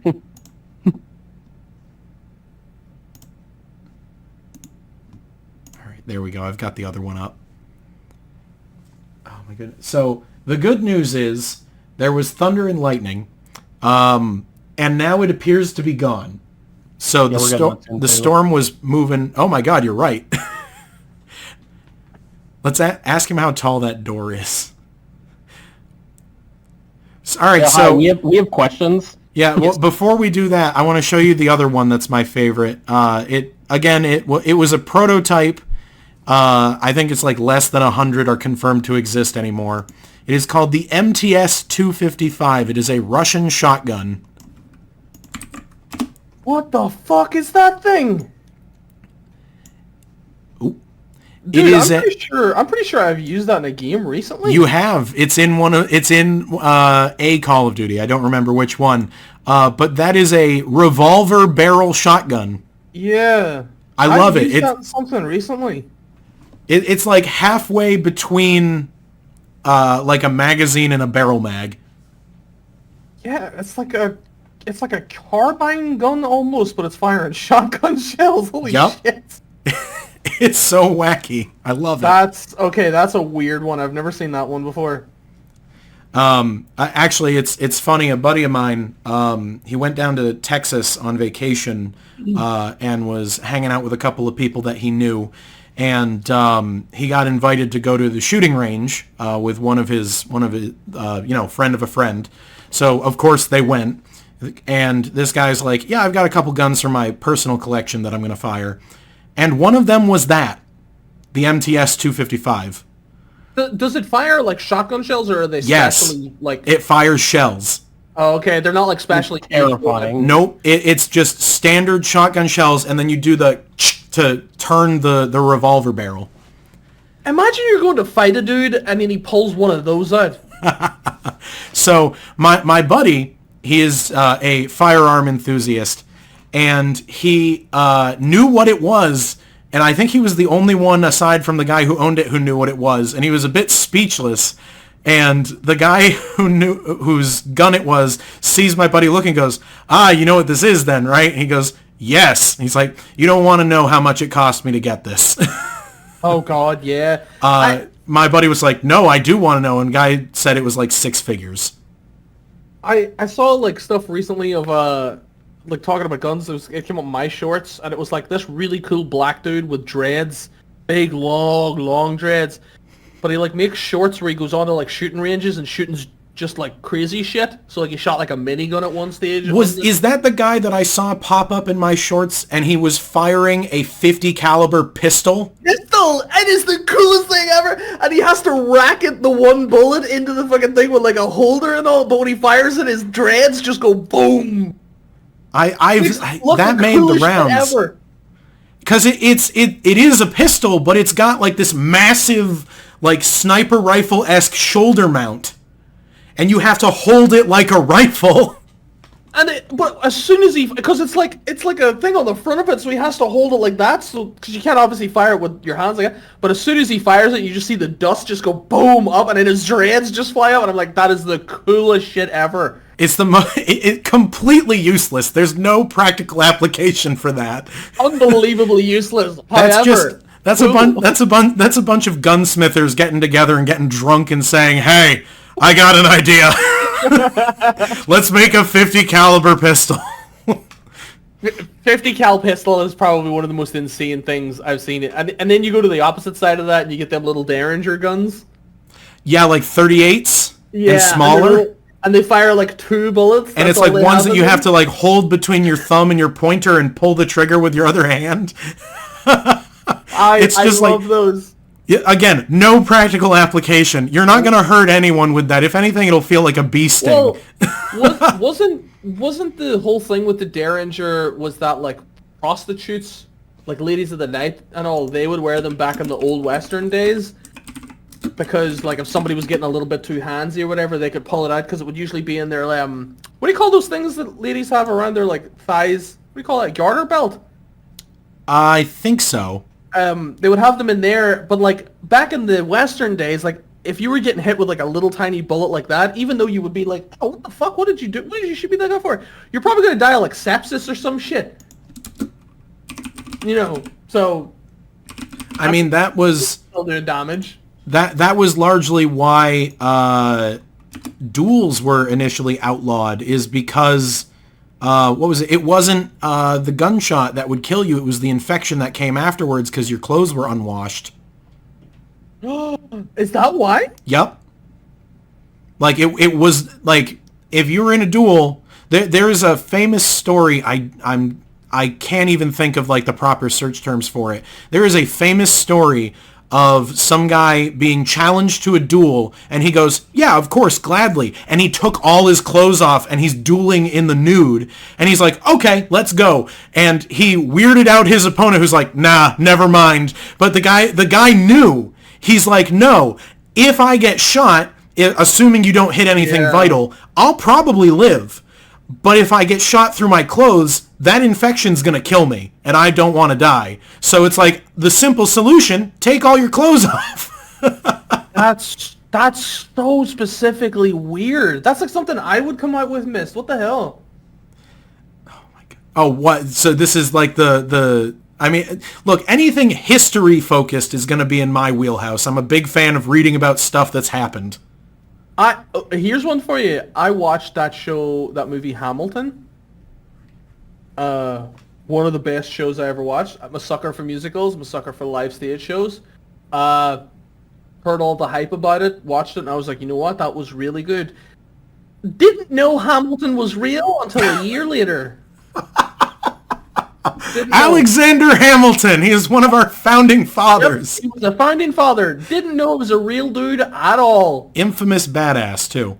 Yeah, I thought it was just a little fun, campy movie to watch. Ha ha ha, stage show, musical, cool. Nope, real dude. Everything in that real happened. Yep. It fucking happened. Yup. And then the dude that played Hamilton, he keeps like popping up in random movies and TV shows I watch now, where I'm like, Lin-Manuel Miranda. Yeah, I'm like Leonardo DiCaprio. I'm like. It's him! It's him! It's the guy! It's Alexander Hamilton! It's him! It's him! No, he, what was it? I think, after Hamilton took off, that was kind of like him kicking in the door of the industry. At least to my limited knowledge. I don't know if he was big in the industry before, but Hamilton was like the defining moment. He did work with Disney on the soundtrack to Encanto. Yes, that's right. I remember watching that with a friend of mine, and I watched it, and I went, I know that fucking name. And just like this was as the movie was starting, like, and I remember just Googling it while we were watching it, and I was like, oh, it was the fucking guy that played Hamilton. I was like, I feel like he has his fingers in everything at the minute, which isn't a bad thing. Oh no, he's very good at what he does. He's very good at what he does, and the more I see of, what was his name? Lin-Manuel Miranda. Lin-Manuel Miranda. The more I see of him, I'm usually like, oh, this is probably going to be a good show or anything it's involved with. Yep. Sort of getting the opposite feeling of that whenever I see Chris Pratt's name. Yeah, I mean, what, you don't think Chris Pratt as Mario was a good choice? Wow, it's a me, Mario. No, what was it? What did he say? It's a me, a Mario. Dude, don't just... Do you know what they should have did? Do you remember the original Mario live-action guy? The Brooklyn guy with the Brooklyn accent? I believe he was reached out to when they announced the Mario movie, and he wanted nothing to do with the new one. Oh, really? They should have got him, dude. That would have been so good. What's his name, Mario? Fuck are you, Bowser? I would have watched that shit 10 times in a row. I mean... That would have been amazing. I mean, do you know the history behind that movie, the original Mario Bros. Movie? The history behind what? The original Mario Bros. Movie, the one you're referencing? No. I will see if I can find, like, a YouTube video breaking down the production of that movie. The two directors and producers of the movie, I think it was like a husband and wife duo that were making the movie, were so bad at making the movie. We're talking they would make script changes on a day-to-day basis. Oh, no. And, like, the actors would come in not knowing what they were doing that day. And if anything had, like, you had no way to prepare for the job. And the only reason the only reason the guy who played Bowser took the job is because his kids were big fans of Mario and begged him to do it. Oh no, that's not, oh no. And it's just like, have you seen that movie at all? No, I've never actually seen it. It's terrible. It's terrible. I always laugh at it because of the clips alone, I know whatever happened in that movie was terrible, and you can sort of tell from the clips that it was very, very shoddily, hastily put together. You are in for a treat when I find you this YouTube video, because... We should have a cesspit night where we watch that movie. Bowser and all the other Koopa Troopas were actually dinosaurs that live on the moon. Oh, okay. You know that Mario lore? Yes. That's the background of that movie, is that they are dinosaurs that live on the moon. That's not the real Mario lore. That is not, like, accurate in the slightest. When the producers were making that movie, they said, we want to take Mario in our own direction. And they made Bowser human because they were dinosaurs that lived on the moon who evolved to become reptilian humans. That's why whenever you see a Koopa Troopa, they're usually just, like, humans with sharp teeth and, like, spikes on their face or something. Do you know... This is going to sound so weird. Do you know the actual lore of the original Super Mario? We talking, like, the Donkey Kong levels of original? No. Like, Super Mario, like, just the original Super Mario side-scroller? Aside from Bowser kidnapping Peach and Mario has to save her, no. I didn't know there was backup lore. When Bowser... This is in the booklet, by the way. If you get an original copy of the Nintendo, like, I'm not lying here. When Bowser took Princess Peach and he took over the kingdom, he took all the... whatever the Toad race or whatever it is called. He took all them and then turned them into blocks and bricks. I remember this! So whenever you're breaking blocks, you're killing toads! Oh, no. That's a piece of fucked up information that is stuck in my head, and I don't know why. Why would they write that? Why would they say that? That's a really good question. It just feels like unnecessary. I mean, if you want like unnecessarily violent stuff from Nintendo, look at all the new Pokemon descriptions. Oh, yeah. Well, not even the new ones, because even the old ones didn't, like, Drowsy and Hypno, didn't they have one that was like, will make children fall asleep after they sneak into their rooms and whisk them away into the night? And it's like, what? What do you mean? I don't think Drowsy and Hypno stole children, but they made them sleep so that they could feed on their dreams, which is the explanation for why nightmares exist. It means a Drowsy is eating your dreams. That's crazy to me. Like, isn't there a new Pokemon that's like a balloon? That is like, from Gen 4, Drifloon? Diamond and Pearl, Drifloon and Driftblim. How did you know who I was talking about, Joe? Why do you also know Pokemon? Well, Drifloom's lore is that he, like, steals children, I think. Yes. That is his lore, is he looks like a balloon intentionally and preys upon children.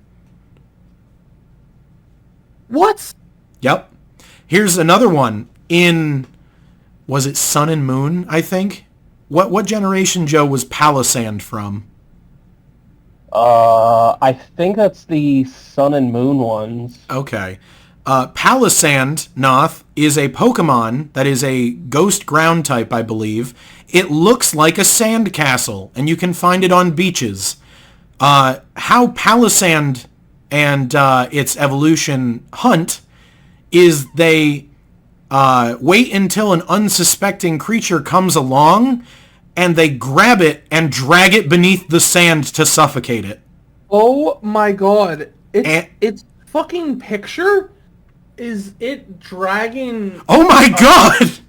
Holy shit! Yeah, that's how they hunt. They're carnivores. What is wrong with, like, Pokemon creator? Do you remember it used to be just, hey, this is a little cartoon tree. This is a little cartoon jellyfish. Oh, so speaking of cartoon trees, there's another one. Oh god, what is it? It's Phantump and what's its evolution? Trevenant. Phantump Trevenant and is a cool fucking name. Phantump and Trevenant. Phantump is a little ghosty boy, and Trevenant, its evolution, is like a big ghosty tree. Phantump, canonically, are spirits of children that died while lost in the woods.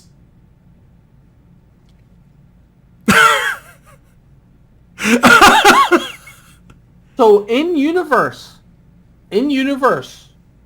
children's ghosts who die can become Pokemon. Oh, it's worse than that. You can become a Pokemon dying normally. Because, Yamask,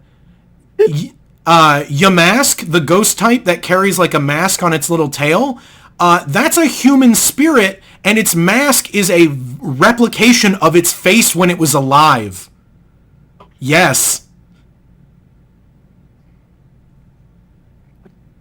Fucking hell. I feel like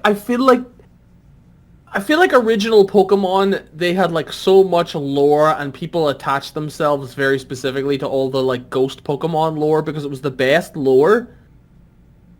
And it was the saddest lore and it was shocking lore, you know, like Gengar and Ghastly and shit like that there. Yep. So maybe like just in the preceding generations, they were like, yeah, go harder with the ghost shit. Fucking kill kids, make them Pokemon too. Fuck it, who cares? Throw all the rules out the window. Do it, do it. What's his name is really dark too. Mimikyu?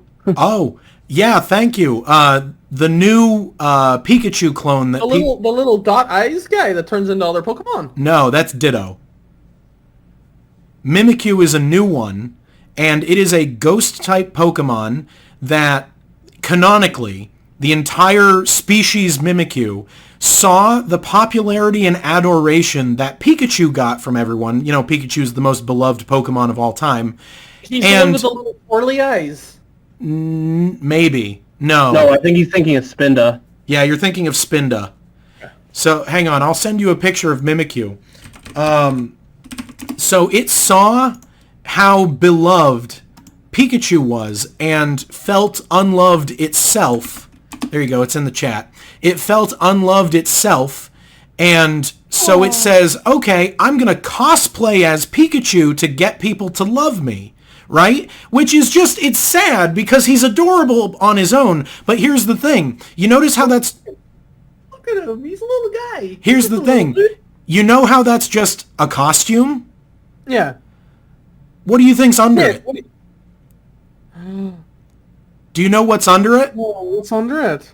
Nobody knows. Do you know why? Why? Because if you look under Mimikyu's cloak and see its true form, you die in 24 hours. That's Mimikyu canon. is the girl from The Ring? That's canon. If you see Mimikyu's true form, you die, which, you know, might be why it felt like it was unloved. Oh, I love it. I want one. And do you want to know the most fucked up part is around Halloween time, they run special promotions and whatever. They give certain Pokemon different costumes. The last couple years, when they've run the Halloween promotion, they've given Pikachu a Mimikyu costume. Yeah, that doesn't... Which is just, like, insulting on a very base level to Mimikyu. Like, how dare you? I feel like that's just being mean for the sake of being mean. Yeah. If I had a Mimikyu, I would invite Joe over to my house. On the pretense that You can stop right there. You can... Hey, Joe, check this out. Whoop.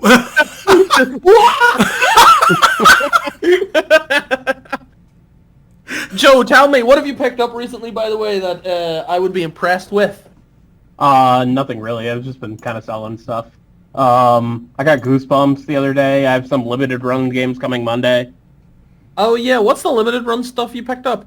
I think I have RZ coming. Yep. And then I picked up some of the restocks. RZ should be shipping at some time within the last week. What's RZ? I have River City Girls 2, Day of the Tentacle, Tetris Effect Connected, and Ruby Arrowfell. Oh yeah, the Ruby one, I forgot about that. Noth, do you know the Legend of Zelda CDI games? Oh, which one? Wand of Gamelon. Yep, those three. The one, the meme-filled one, the "Excuse me, princess." Dude, my favorite bit is that sorry, before you go on, let me just tangent this a second. I'm so sorry. About the very start of COVID, me and like my best friend, we just love like meme shit. So we actually got copies of those 3 games. Oh my god. And we just went halves on buying them, and they cost a shitload, but it was worth it because I've never laughed so much in my life at how badly put together a game is. But the cutscenes alone are hilarious. But at the end of one of them, he saves Zelda, and it goes, "Whoa, I saved you, Zelda. I think that deserves a kiss." And then she goes, "No!" And he goes, "I won!" And then the credits roll. Like, she literally shoots him down, and then in less than a split second later, he's like, "I won!" And I swear to God, it is my favorite moment in video game history. I've played thousands of games, and I still think about that. It lives rent-free in my fucking head, dude. Absurd. Absolutely absurd. Absurd games. RZ is the spiritual successor to the Legend of Zelda CDI games. Same animation style, same humor, same everything. No, it's not. Is this a real game that exists, like, on the platform? Yeah, on Xbox. RZ, the Jewel of Faramore. RZ, the Jewel of Faramore. Only 168 tracked gamers with it? Oh, yeah, okay, I've just looked at the... Oh, no. I sent you the link to the Limited Run Games storefront for it.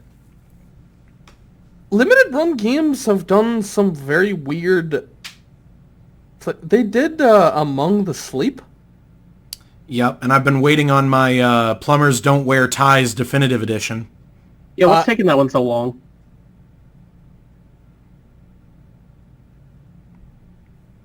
I think that was for you, Mist. I don't know. I don't work at Limited Run Games. I want my game. Where is it? I bought Plumbers Don't Wear Ties, but I want to get drunk some night and stream it. I don't want to just play it by myself, if you know what I mean. I feel like it's something that would be fucking insane. So, here's the deal. It's not been explicitly disallowed by Twitch, but just be careful because there are some, let's say, risque scenes in that game. Yeah, there's risque, but there's not nudity though, right? I don't know for certain. I can't confirm one way or the other. Put it this way, it is not a game I'm going to stream. It's not a game you're what? It's not a game that I'm going to stream. Why would you not stream it? Surely that's good content. Mist, you're a streamer. I mean, sure, but I don't want that kind of content on my stream. You gotta pull in those numbers, baby. You gotta be the next Shroud. I'm good. you got to be the achievement hunting version of Dr. Disrespect. Oh, no. No. That's a bad idea. Don't do that. Maybe don't. Maybe not. Maybe. I think the Dr. Disrespect stuff's been really funny recently because I've never seen somebody get so explicitly dropped by every single attached company in my life. I mean, yeah. But like, it was insane how quick it happened because surely these people knew. Bro, Vince McMahon shit on that lady's head, and like he voluntarily left a couple weeks later, and then came back. Yeah, shut out Vince McMahon. So, you know, to clarify, Joe, he didn't shit on her head and then come back a couple weeks later. It was revealed that he had done that, and then left the company, and then came back a few weeks later. Yes. Well, yeah, but was it consensual? I feel like it's a weird question. No, it's Vince McMahon. The answer is no. That's what I feel like, because everything I heard from it sounded like it was leading that way, but then also I've never been pooped on, so I don't really... I don't know. You're gonna let me dump on Emz, get in here! Come here! I feel like everything about the Dr. Disrespect thing, though, is funny, because you can... There's a clip where he's playing the Elden Ring DLC where he obviously gets an email. I think I saw that. He looks at his phone and then it's like an immediate behavior shift. Oh, I've never seen a shift happen so quickly and suddenly. It was it was him getting dropped by the company he helped found. Yeah, After Midnight Company or something like that? Something like that. It's not even like a big deal. They're like they show themselves off as like, oh, we're like a AAA game studio. They haven't put anything out, and they've been around for years, and the only thing that they're making is some sort of like NFT Bitcoin game. Yeah, it's an NFT Bitcoin game where it's Dr. Disrespect that you're playing as or whatever. It's like him. So it's just like, okay, so you're not a real company. Let's get that out there. You are a storefront for a scam, is what you are. It's interesting to see somebody lose. It's interesting to see somebody on such a high pedestal in like the world of like people being known like as celebrities. It's interesting to see somebody so high up there. And us being able to witness the downfall of him so actively. I mean, that's happened. This isn't like the first time something like that's happened, right? I gotta say, I think it's the first time I've seen something like this. Yeah, I mean, there's been other like streamer downfalls.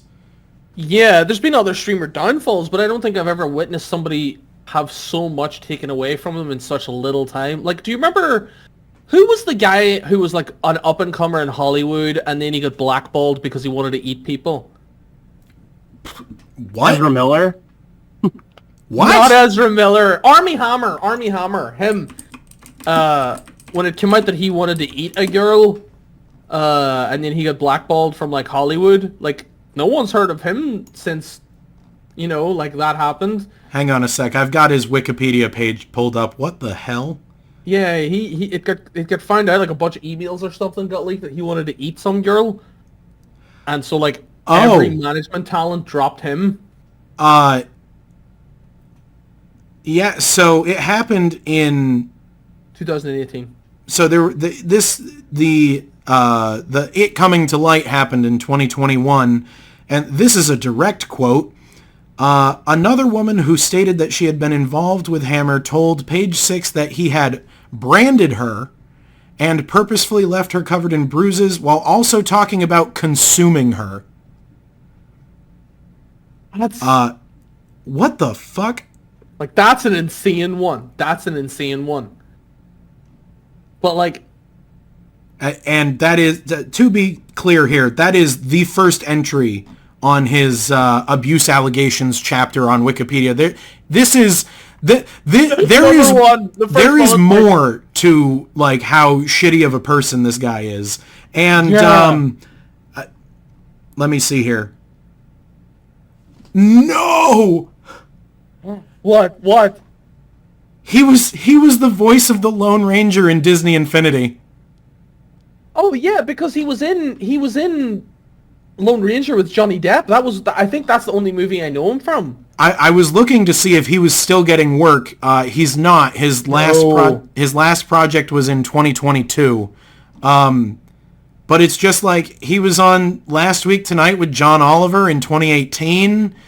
He was part of all 3 Disney Infinity games. Like, he was out there, but then, God, what a garbage person. Just gone after, I feel like we were... deserved. Holy shit. Yeah, of course, but I feel like we were witnessing somebody become a celebrity, become a super celebrity who was going to be up there. Like, he was being backed by Marvel, obviously, and Disney, and he was about to make that good Hollywood money, and then all of a sudden it was like, I want to eat people, and I branded people, and then it was just gone. Dude just got fucking dropped by everything in the industry. That's like psychopath behavior.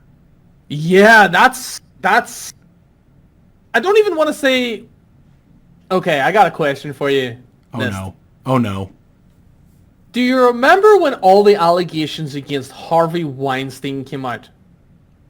Yeah, I didn't follow the case too closely, but I know he's a piece of shit. Yeah. Oh, by the way, I would just want to preface what I'm about to say is he's a piece of shit and deserves everything he gets. No, it's episode 1. However, we were talking about this when it happened, right? And obviously a lot of women did things with Weinstein that maybe got their foot in the door. Yeah, because he was gatekeeping, huge roles and was basic. Again, not denying that, right? Yeah, that was what he was doing. Whenever all the women came out afterwards and they were like, yes, he did do that, and I can't believe it, he's a disgusting person, I'm like, but you're a multi-millionaire now, and you had to sleep with that man once. No, it was not a one-off deal. I would have slept with Harvey Weinstein if I was getting Hollywood money. I'm just going to say that. And I would have kept my mouth shut. I was talking to people about this. They were like, yeah, I think I would have done it too. No. What if it was and it is Harvey Weinstein. I'm not saying it's going to be the female version of it. It is Harvey Weinstein, and you have to just give him a little hand job, and now all of a sudden you're Brad Pitt. Just once. That was in an episode of Legit. Do you remember that? Something like that happened to Jim Jeffries in an episode of Legit. Wait, what? Have you never watched that show? No, I don't know what it is. Oh, okay. You know who Jim Jeffries is, right? Yeah, I know who Jim Jeffries is. Okay, so Jim Jeffries did like a show where he plays himself, and it's called Legit. And it has, I forget the dude's name, but DJ Qualls is in it. The really scrawny guy from The New Guy. He plays a quadriplegic in it. And the first episode is them taking him to a brothel in Vegas for him to get laid. While he's a quadriplegic. Legit? Yeah, that's the first episode of it. Oh my god, it is. That's the pilot episode. How did this show get 2 seasons? So that's what people are going to be saying about this podcast. No. So it did decent ratings, but FX, which was the channel that it was on, kept fucking around with the time slot that it was on. So the viewership obviously dropped for it because it's it'd be on in the second season it'd be on at Wednesday at 10, and then they moved it to the next episode to FXX. So at in a different day and different time slot. So that's why the show didn't do well. That's got how canceled. You kill a show. That's legitimately how you kill a show. Yep. That's what happened to Legend of Korra with Nickelodeon. Oh, is it? Yep. That's why Legend of Korra was canceled, is because Nickelodeon kept moving the day and time slot. Oh god, I've never watched Legend of Korra. I've never watched the Avatar anime either, but I swear to God, one of my favorite games is that Legend of Korra game. But that might just be because it's a Platinum Games game, but fuck, it is so good.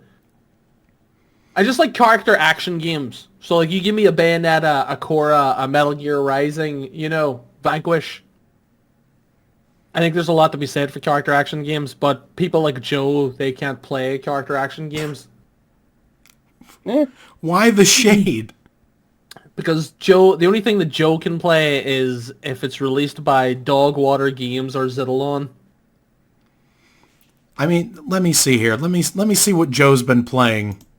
I've got the receipts right here. I'm playing Batman right now. Oh yeah, I do. Okay, to be fair, I did notice you play. Was it Arkham Asylum? Yeah, I'm doing the Game of the Year one now. I only started playing it a couple of months ago, and I started playing it one day. I just stuck it in for whatever reason. I don't know why. And I was playing it, and it's a fine game, I guess. I don't know. But I got to the boss fight with Bane, and then I just stopped playing. I think I was like going out that day or something, and then I just haven't went back to it yet. But like I don't know, man. I feel like it's just a mediocre game. I feel like it's a middle of the road game, and yet I remember whenever I was younger and that game came out, everyone was talking about that game.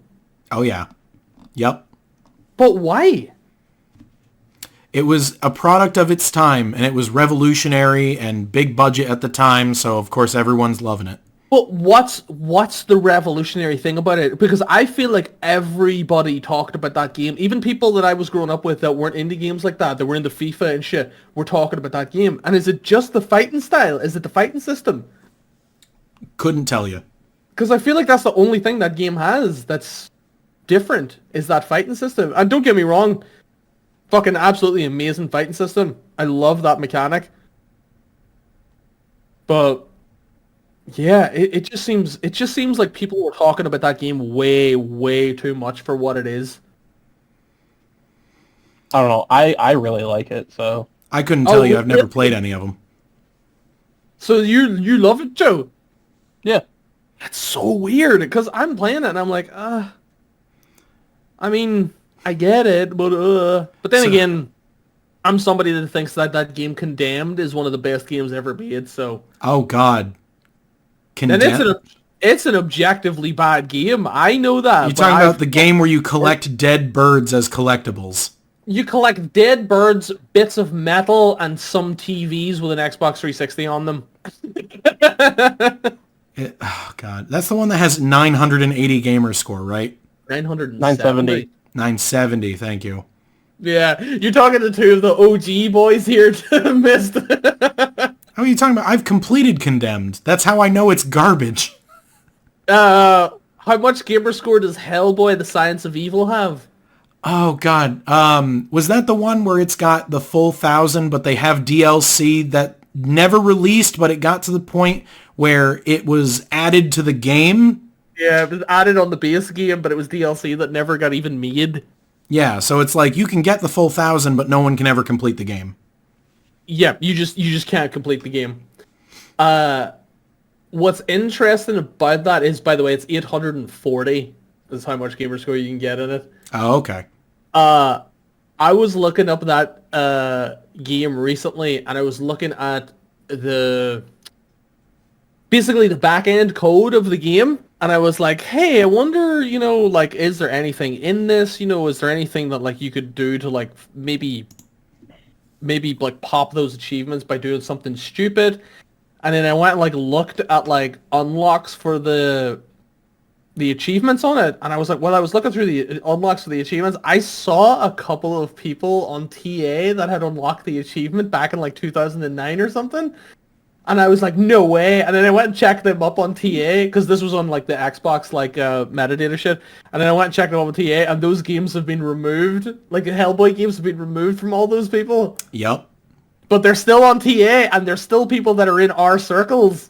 What? And I was like, yeah, dude. And I was like, oh, no way. I never knew that. Which means they used an achievement unlocker way back in the day. Name names. No names. I can't say. Oh my God, how dramatic. One of those people runs another podcast. You're going to have to specify. Everyone runs a podcast. Yeah, oh my God. Joe, what are you doing making us make a podcast? This is your idea! What do you mean? I'll be back in a second. Oh, I just heard a boomy boy. It's moving down to you. We never asked him about the door. I know. Let's make it an innocuous question, like, hey, how tall is that door by chance?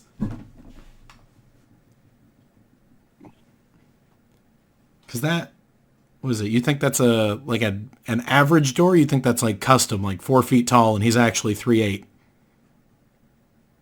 I don't know. Oh my goodness. Oh, so while we were talking about like Hellboy and the unreleased DLC, do you know the other 2 games with unreleased DLC? Isn't one of them the aquarium game, Aquazone? Oh, then maybe that's another one. I'm not sure because I know.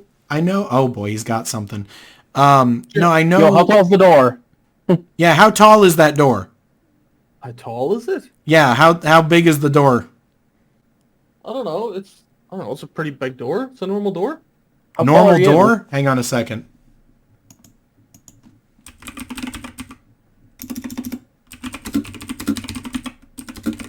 Did you hear his footsteps, Joe? I did. It's whipping out the old tape measure. He's gonna do the Isrit in his tape measure. I still have to show you that photo, Joe. Okay.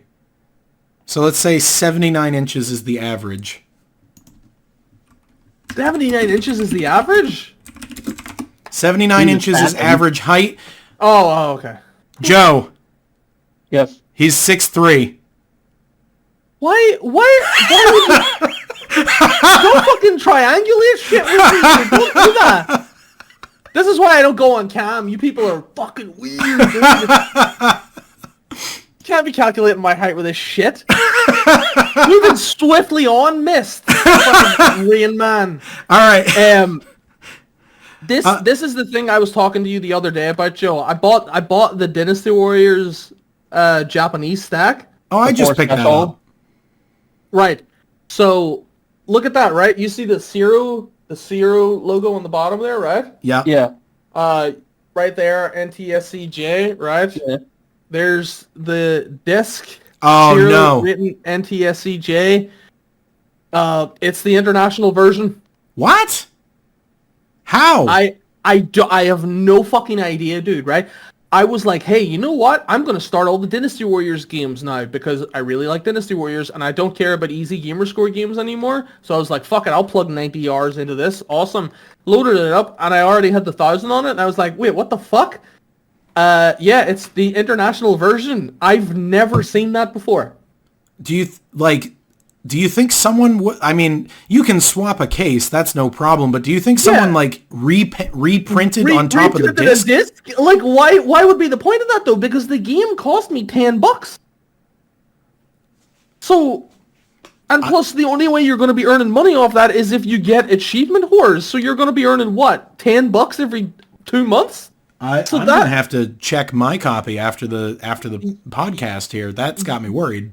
It's one of the craziest things I've seen. And, like, I mean, like, as Joe will tell you, like, I mean, you saw the box as well. It's like the fucking, all this shit that I have, like, still, you know, I'm really scared now of, like, checking these stacks out, even though they say NTSCJ or whatever, blah, blah, blah, it's just the international version.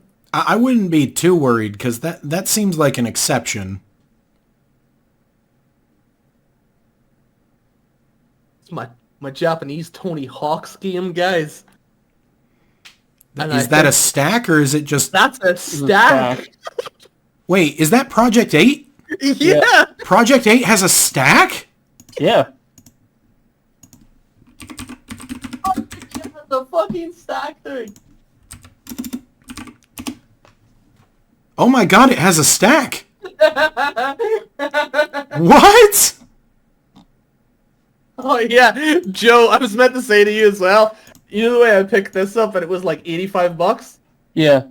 I was looking on Buy the next day, and now to be fair, this is the really cool steel case edition or whatever, right? And I was like, you know what, $85 for the Japanese stack of Gears 2, that seems about... Yeah, I feel like that's the thing. I went on Buy the next day, and I was like looking up a couple of Japanese games that I didn't have, couldn't find on eBay.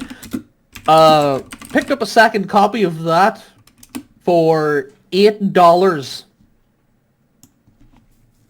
I am furious. So I feel like now I'm just gonna buy stacks of Gears 2 and then just upsell them by 1,000% on eBay. Nice. Yeah, because apparently Gears 2 just is like fucking FIFA over here. They just have them everywhere. Yeah, I have 2 copies of it or whatever. I think I paid like $14 for the other one. What, see, is this that's- just Japanese Gears 2? Yeah, do you need one? Hey, if you need one, we can boost and play co-op together, dude. Maybe. I don't... I like I said, my office is in shambles. I don't remember if I have the Japanese stack for it or not. Well, I have a spare one, so next time I see you, I'll bring it. Cool. I need to show you the one. Where the fuck is it at? I have. Oh yeah, here's a cool one. This is something cool, right? Some guy on eBay was selling a stack of Japanese games. I think there was 12 Japanese games in the stack this guy was buying, right? And I was like looking at it. It was like Mass Effect 2, a Tetris game, Your Fitness, Eternal Sonata. So like pretty cheap games, right? Pretty standard. Yeah, pretty standard Japanese stacks, right? And he was selling them. It was buy it now for $45, and I was like, "Fuck it, I'll just buy that. It's cool, right?" And one of the games was this. Is that Dodonpachi? Yeah, That's like a $200 game. I know, and he was just selling it in his fucking bundle, and I was like, because then I googled that, and I was like, I don't know what that game is, and then I had to zoom in on it, and I was like, oh, Dodonpachi's Saido Doju, whatever, and I googled it, and it was like the last 4 that were sold on eBay sold for like $185 plus, and I was like, okay, guess I'm buying that bundle, buy it now, boop, and it came in a couple of days, everything works, I even played it a little bit, yep. That's absurd. I think that's one of my best finds, I think, is that Dodonpachi game.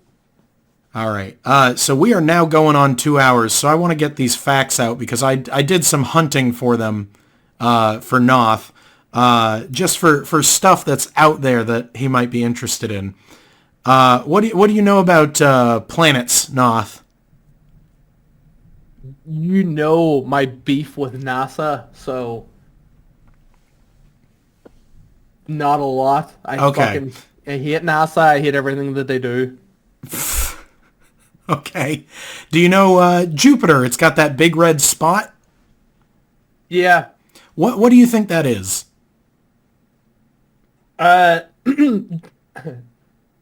Do you want what it really is, or do you want what it is in the SCP lore?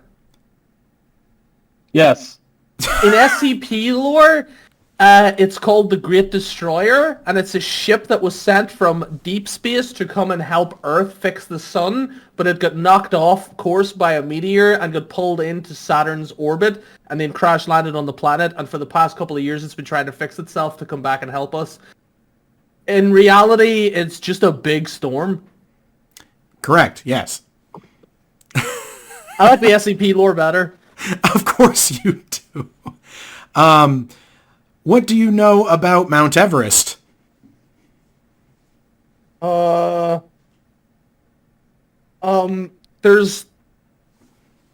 more dead bodies. No, more people have died on it than have reached the top. I would have to check and see if that was true. I was going to check and see if you knew about the fact that they use certain bodies as trail markers. Oh, yeah, because isn't there one called, like, green shoes? Green boots? Something boots, yeah. Yeah. Why can they not take them off? Is it because it's too dangerous? Because it couldn't be because it cost too much, because it wouldn't.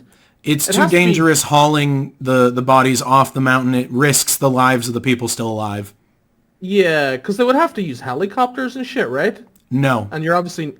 You can't get helicopters up to where a lot of them are. I was going to say, because you wouldn't be able to. Is that the reason why? But... You would have to carry them down, and carrying something that's heavy, like a frozen body, costs a lot of oxygen. Yeah.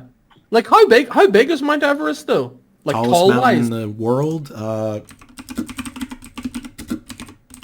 It's in Asia, isn't it? Yes, it is, I think, on the border of China and Nepal. It is 8,840, rounded up, 9 meters tall. So... Or for American units... 8 miles? What? Is that 8 miles? 8 miles tall? No. Miles? Yeah. 1,000... There's 1,000 meters in a mile, right? 1,000 meters. You're making me do conversions. Hey, Joe, quick, help me out here. It's 1,000 meters in a mile, right? No. 1,609 meters in a mile. Oh, okay. So, 8,000 miles tall. Nope. That's wrong, too. Hang on, Meters. Sorry, not 8,000 miles tall. 8,849 meters tall. So... Equals 5.5 miles tall. 5.5 miles tall is fucking insane. And it's growing. I didn't know it was that big. I knew it was big, but I thought like, oh, 2 miles tall. That's fucking crazy. It's massive, yeah.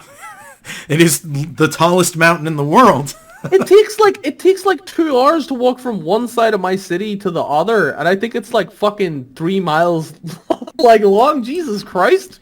Yeah, now just imagine doing that, but on an insane incline, and you require All oxygen. uphill. Yeah, all uphill. Your oxygen gets lower every step. You fucking everything gets thinner. Oh my god, no thank you. I die walking over to the store on a hot day. So Which we've learned for you is about 68 degrees Fahrenheit. I don't know why you guys made fun of me for that. That's hot for Ireland. No, I mean, it's just different. It's just like, right now I'm sitting in my office and it's probably like 72 and it's normal. Absolutely the fuck not. That is again, that is sociopathic shit right there, missed.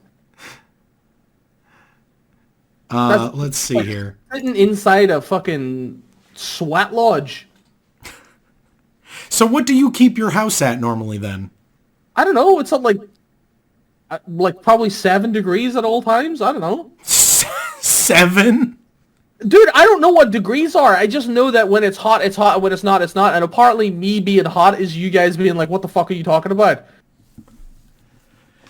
Okay. I just don't understand how you guys are okay with that heat. That's basically all I was saying during that entire fucking conversation that we had about heat. I don't understand how you guys can just walk around in heat like that. Noth, I'm wearing a sweatshirt right now. I know you can't see that, but it's like in 72 degree heat, I'm wearing a sweatshirt. No. See, that's fucking crazy to me. Like, once it hits, like, the high teens here in Celsius, not Fahrenheit, once it hits the high teens here, that's where my body will start to, like, shut down. Like, I don't want to move. I don't want to walk anywhere. Like, I'm putting shorts and a t-shirt and shit on. Like, I am done. Like, I'm not doing it. Like, it's getting to, like, that point now where it's going to be like that in a few days, and I don't know what the fuck I'm going to do. I don't know what I'm going to do. Just sit in the AC. You'll be fine. It's why I don't understand. You see these people, like, I've been to, like, Sweden and Finland and Iceland, right? And I love those countries and I love going to them and shit, right? But whenever I was, like, growing up, my friends were like, let's go to Spain. Let's go and, like, hang out in Tenerife and shit. And I'm like, A, no. B, how fucking dare you? Because, like, I don't understand how people could just, like, chill out in weather like that. Oh my goodness. But like, if you put me in Pennsylvania or Canada or shit like that there, I'm going to be happy as fuck. Nice big coat on me, my hands in like this, just walking around, watching shit happen. Oh, that's awesome to me. Spain, I prefer the cold. Some people have their houses warmer than I have mine. Well, what's New England like? Like, is it on the coast? Is it? I mean, I'm not. I don't know about Joe. To give you an idea, it is outside about 83, 84 degrees Fahrenheit, which, let me get the converter out. You need your Say Seeing one here right now. 84 degrees Fahrenheit is 29 degrees Celsius. Oh my fucking god, are you kidding me? And so let me put it this way, is I went outside and I'm like, it was a little bit of a mistake to wear this sweatshirt outside. But it wasn't unbearable. Fucking 29 degrees is fucking insane weather. How do people work? And here's the thing, that's like New England. That's not even like the hottest area of the country. Yeah, I've never even heard of New England, so I've never heard of like New England temperatures. So that's obviously not like fuck me. So let me put it this way. Just picking an area out of a hat, I chose Austin, Texas, right? Mm-hmm. Austin, Texas right now is 93 degrees Fahrenheit or 34 degrees Celsius. Nope. It's like no thanks. Walking on the surface of the sun. No, thank you. That just seems... No, I think that's a bit much. That's too much. Now, that's like an inhabited place. Let me check Death Valley. Death Valley? Death Valley is it's a place in the American Southwest that was named as such because if you are unprepared and you go outside into the wilderness in that area, it is a guaranteed you are going to die. Currently, in Death Valley, it is 106 degrees Fahrenheit or 41 degrees Celsius. That's... Rename it to fucking Murder Valley. No, it's already called Death Valley. It doesn't matter. Fuck me. That's too hot, dude. That's just all of Australia. Like, you know Raven? How does Raven live? Like... Raven lives in Australia and he's like, oh yeah, it's a bit hot out today. And I'm like, oh, how hot is it? And he's like, oh, fucking, here's a photo of the tarmac melting. What do you mean? What do you mean the tarmac is melting? So I looked it up, just like what the average temperature of Death Valley is. The hottest air temperature ever recorded in Death Valley was on July 10th, 1913 during a heat wave where it hit 134 degrees Fahrenheit or 57 degrees Celsius. Seeing... It currently holds the record for the hottest place on Earth. Seeing a Celsius number begin with 3, 4, or 5 is fucking whack. That is absolutely insane. And where is Death Valley? Is it like Utah or Nevada or something? I want to say it's like Arizona, New Mexico. What did you say, Joe? Arizona. Okay. Every photo I see of Arizona, just makes it look like a fucking shithole to live in. Like because this is another autism. Or it is nowhere near Arizona. It's in California on the border of Nevada. On what? On the border of Nevada. Oh my fucking god. Okay, so it's in California. Yeah, like, sometimes I'll take, like, like, if you're bored or whatever, like, on a bus or a train or shit, you'll go to, like, Google Maps and you take the little guy and just put him somewhere. Yep. I remember doing that one time, and it was in Nevada. No, Arizona, sorry, Arizona. And I remember dropping him, and he was in this, like, random little, like, cul-de-sac. And the houses looked like they were just baked clay, like on the underneath the sun, like that like, you know, that clay color, that clay look. It's Adobe. It is clay. Yeah, and it was, dude, I couldn't believe it, right? And then like I took the little guy and I was going up the town and I went into the town center and stuff, and everything was like so fucking hot. There was like little waves coming off all the photos, and everyone just looked fed up, and I was like, that doesn't look like a fun place to live. Like, none of that looks fun to me. It's the same when I'm watching CSI Miami. Everything looks hot and sweaty and humid, and it doesn't look fun to be anywhere. Yeah. Humidity and heat do not mix with me. No, and I don't understand how people in some places in America just get work done. So... out of curiosity, because I was looking at Death Valley on Google Maps, so I think the thing is that there is actually, the Rocky Mountains on the eastern part of California. which form kind of a natural barrier to like the desert side of things. Because on the other side of the mountains is all of civilization in California. Now, there's no direct route straight over the mountains to Death Valley. But if you wanted to get to like a temperate city from Death Valley, it's about, like, if you wanted to just do a straight line, it's probably about an hour, hour and a half drive. If you wanted to follow the roads, it'd be a 3.5 hour drive around the mountains. So yeah, it's like, hottest place on Earth in recorded history. And you can get there from like your house if you live 3 hours nearby. You know what's insane? Just you saying that, you're like, oh, it's pretty close. It's 3.5 hours away. It takes 3.5 hours to drive from the tip of Ireland to the very southern part of Ireland. It takes 3.5 hours to, like, do you know how long it takes to drive across Texas from one side of Texas to the other, not even leaving the state? Texas is fucking big, isn't That's it? like an 18-hour drive.